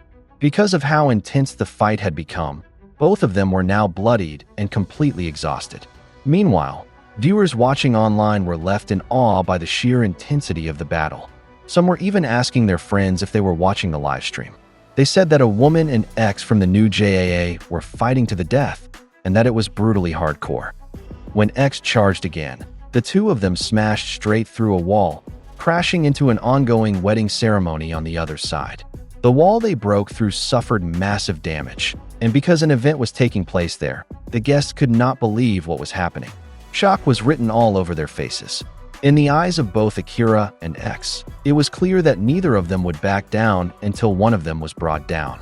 As Kanaguri live-streamed everything, he thought that this was what he had been waiting for all these years. To deliver a raw and overwhelmingly intense documentary directly to the audience. No one knew how it would end. That, he believed, was the ultimate cinematic experience. Even as the two moved to another section of the venue, he continued to follow them, the camera locked onto their non-stop battle. He thought that the stage was set and the actors were fully engaged. All he needed to do now was give it everything he had and capture every moment with his camera. Deep down, he was cheering for Akira, urging her to show what she was made of, to prove where her strength came from. X repositioned himself once more, gripping his katana as he took a stance against the wall behind Akira. When she looked at him, it was already too late. He lunged forward, grabbed her by the mouth, and slammed her into the ground. The impact was so powerful that the floor shattered where Akira struck. In Akira's mind, she knew he was going to crush her eyeballs. So while he was holding her down, she made a split-second decision and bit down hard on his finger with her sharp teeth. She poured all of her strength into it until she managed to sever it. She succeeded. Because of that, she gained another chance to break free. When X was distracted, she stood up and put distance between them. X could not believe that she had managed to bite off his index finger. Meanwhile, Akira, from the other side, spat the severed finger onto the floor. Extreme rage could be seen in X's eyes as he once again muttered words that could not be understood. He grabbed his weapon again, intent on killing Akira. However, she noticed the bride and groom nearby. She warned them to be careful, and as Akira moved toward them, X struck her from behind with his razor-sharp sword. Blood poured out heavily from the wound. The viewers could not believe what they were seeing. Akira collapsed to the ground after suffering that injury. They grew worried for her because of how severe the damage X had inflicted was. Even so, they could only hope that she would hang on. Back at the venue, as Kanaguri continued filming, he thought that the fight was nearly over. Akira lay sprawled on the floor, bloodied and unmoving. Akira focused on the pain she was feeling. She said that she felt unbearably cold and afraid. She still held her weapon, and as X approached her, she thought that she could not give up yet. Not yet, not until the very end. She gathered what little strength she had left to raise her arm once more and use her weapon. She threw it upward, and it grazed X's cheek slightly. As they glared at each other with hatred, the massive chandelier above them began to fall. It turned out that Akira's weapon had severed what was holding it in place. X was shocked when he realized that Akira was gripping his leg tightly. Because of that, he could not escape as the chandelier crashed down onto him. It shattered at his position, breaking apart and scattering everywhere. Since it was filled with candles, fire spread rapidly throughout the area.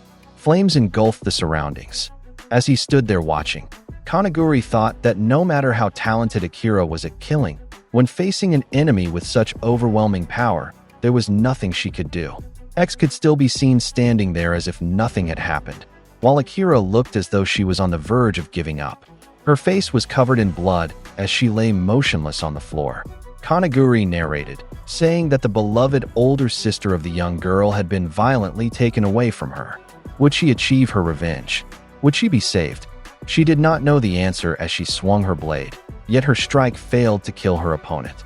Kanaguri could not believe what he was seeing. This tragic story, he declared, would conclude with the magnificent death of Akira Akao. Now, in her final scene, he asked her what she would leave behind for them. Kanaguri swallowed hard, drenched in sweat. Akira, nearly out of strength, remained silent, while X simply stared at her. She opened her mouth and began to speak, saying but before she could finish her statement, X raised his katana to deliver the final blow and end it. However, Sakamoto suddenly appeared and grabbed X by the hair. When X realized who it was, Sakamoto casually greeted him, saying it had been a while since they last met, while clicking the ballpoint pen in his hand. He stepped in front of him and drove the pen straight into his chest with full force. The impact was so powerful that X vomited blood. Akira, and especially Kanaguri, never expected his arrival. Akira called out to him to apologize, and Sakamoto held her to comfort her. Kanaguri was utterly shocked by what was unfolding. It was impossible. How had Sakamoto managed to do that?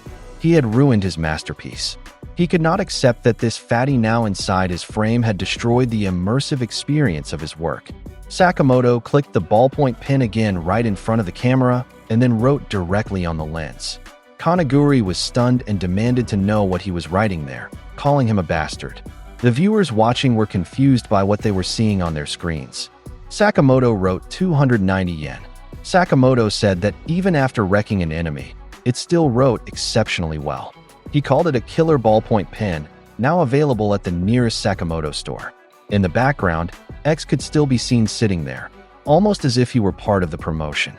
Kanaguri was furious, unable to accept that his film had been interrupted by product placement. Sakamoto once again turned to face X. Meanwhile, Kanaguri was on the verge of tears as he wiped down his beloved camera. He cursed at Sakamoto for what he had done. He still could not believe that Sakamoto had inserted product placement into his movie. Akira, who was still lying on the floor, called out to Taro Sakamoto, and he called back to her. In his thoughts, he knew she needed immediate treatment before it was too late. He spoke to Akira because he knew she had tried to stop Yuzuki on her own. He told her that she had done well, but that she should leave the rest to them. Akira did not respond anymore. Suddenly, Sakamoto called out to Kanaguri, surprising him. He ordered him to treat Akira's wounds. However, Kanaguri simply responded with drop dead. He said his perfect scenario had been ruined because of him. Everything had been filmed for that one scene today. But now that his heroine had ended up like that, he could no longer do a retake. Then Sakamoto suddenly told him to film him instead. Kanaguri turned toward him and asked what he meant. Sakamoto insisted that he should film him.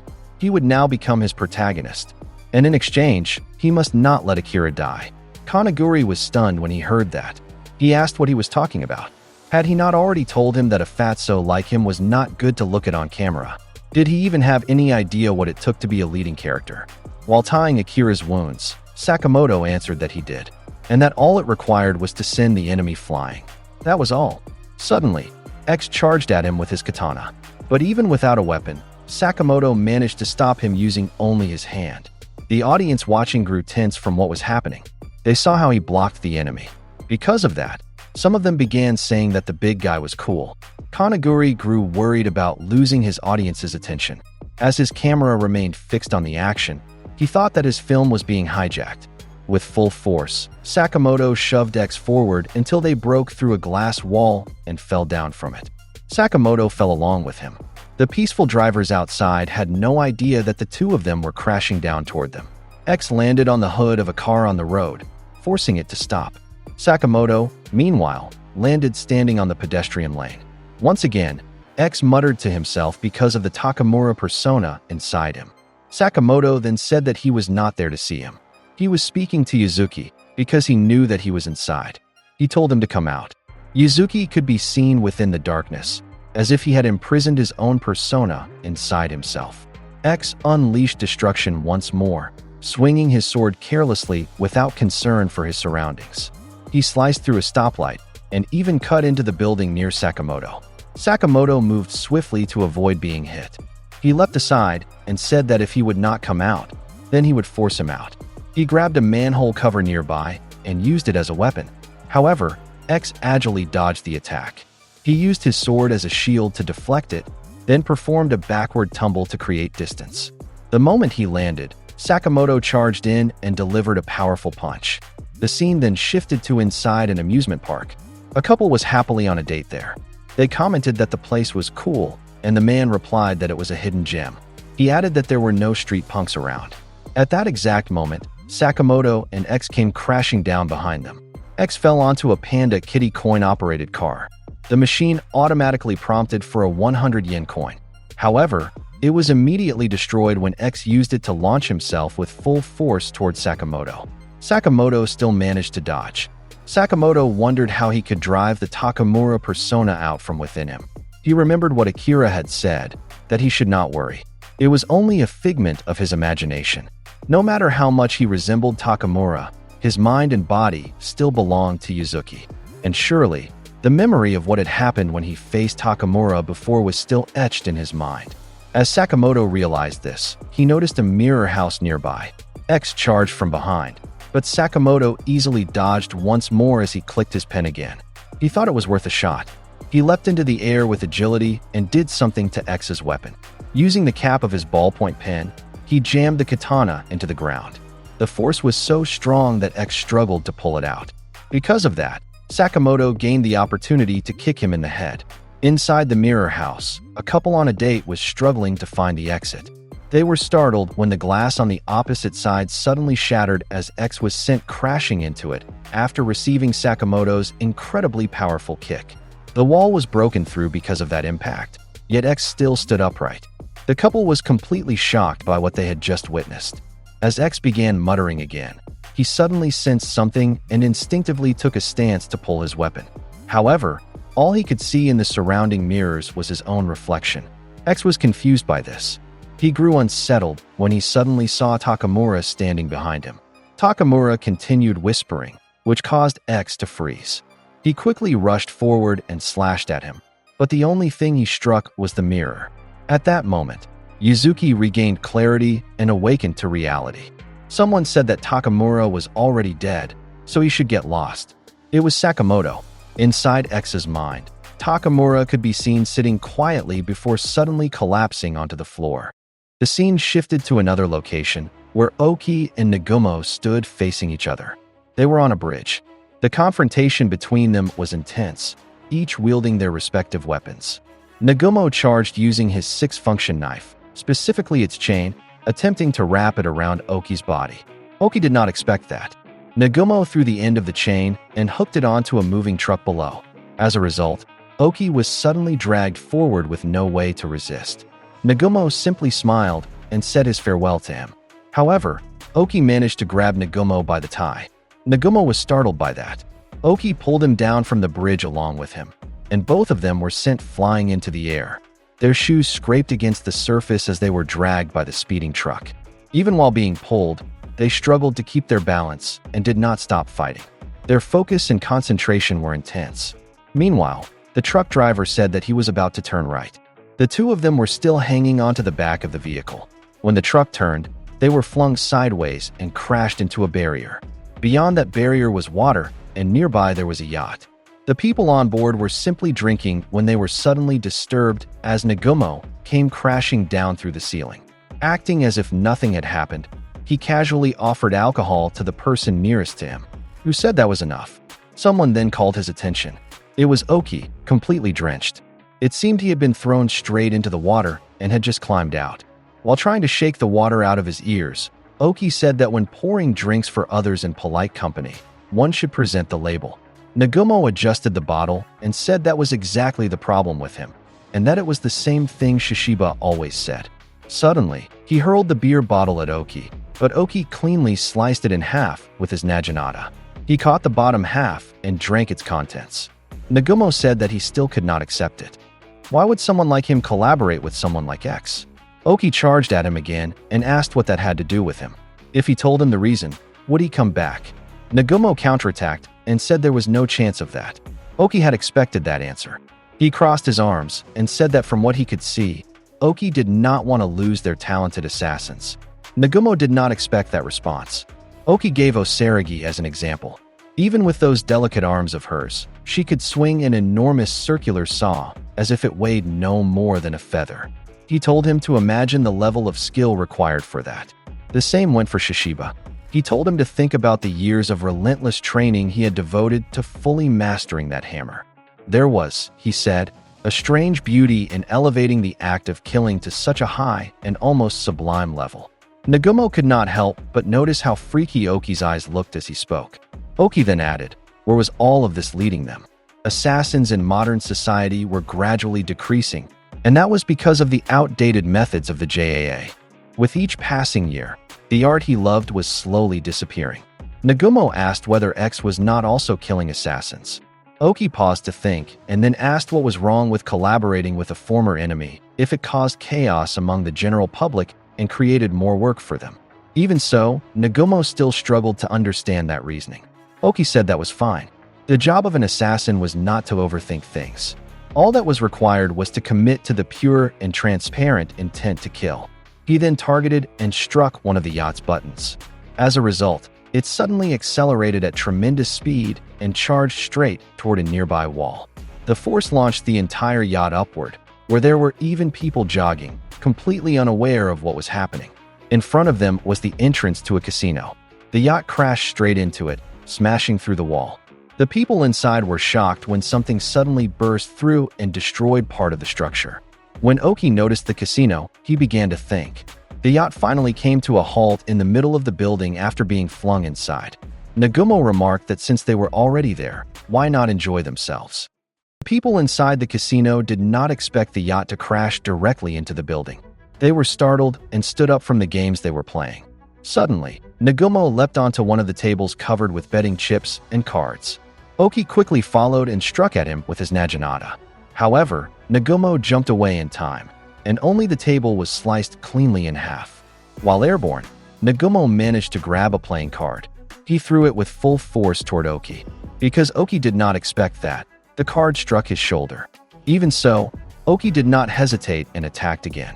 Nagumo prepared his six-function knife to block him and managed to halt the charge.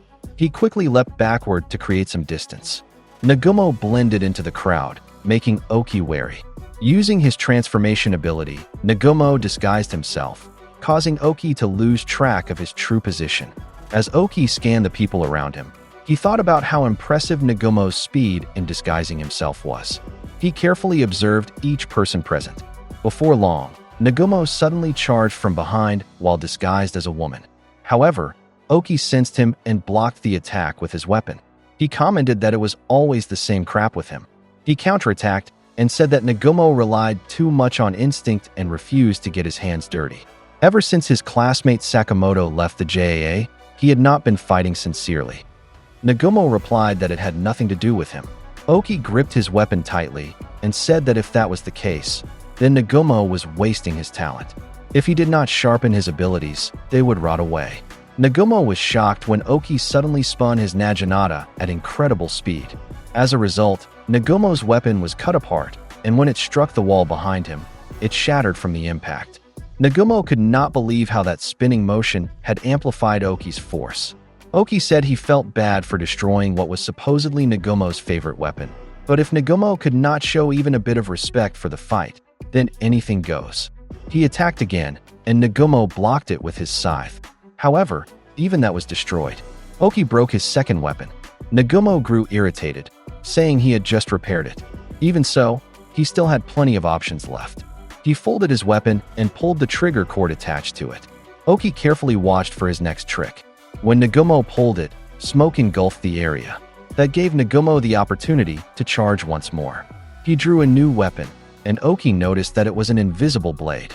However, Nagumo did not expect Oki to block it again. Oki explained that it would not be a problem, since he could counter it by observing the movement of his hands. He caught him and once more destroyed Nagumo's weapon. The invisible blade shattered, and Oki's naginata struck Nagumo directly in the chest. He suffered a wound there. His multi-tool weapon scattered away, and Nagumo cursed, clearly injured and in pain. Oki declared that his weapon was broken and that he had run out of tricks. The fight was over. He pointed his naginata straight at Nagumo's head. However, Nagumo began to think. As he struggled there, Sakamoto suddenly entered his mind. He could not believe that he remembered him at a moment like that. Sakamoto looked at him and asked if that was all he had. Because of that, Nagumo was reignited with resolve and suddenly blocked Oki's razor-sharp weapon with his own wrist. As a result, it was cut and began to bleed. Oki did not expect him to do that. Nagumo simply smiled and said he was not finished yet. Oki told him there was no point in struggling anymore. Nagumo stood up and once again took a stance, appearing to attack with his left hand. Oki was caught off guard when he realized that Nagumo still had a weapon. Nagumo then quickly moved to attack with his right hand instead. At the same time, Oki managed to wound him in the shoulder while blocking with his weapon. Oki was shocked to realize that Nagumo had only pretended to attack with his left hand. Because of that move, Nagumo was able to drive his blade straight into Oki's chest. The force was so strong that it pierced through him and into the wall behind. Oki vomited blood.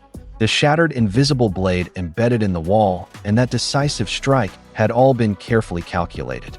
Nagumo said that sometimes you have to bluff to survive in that world.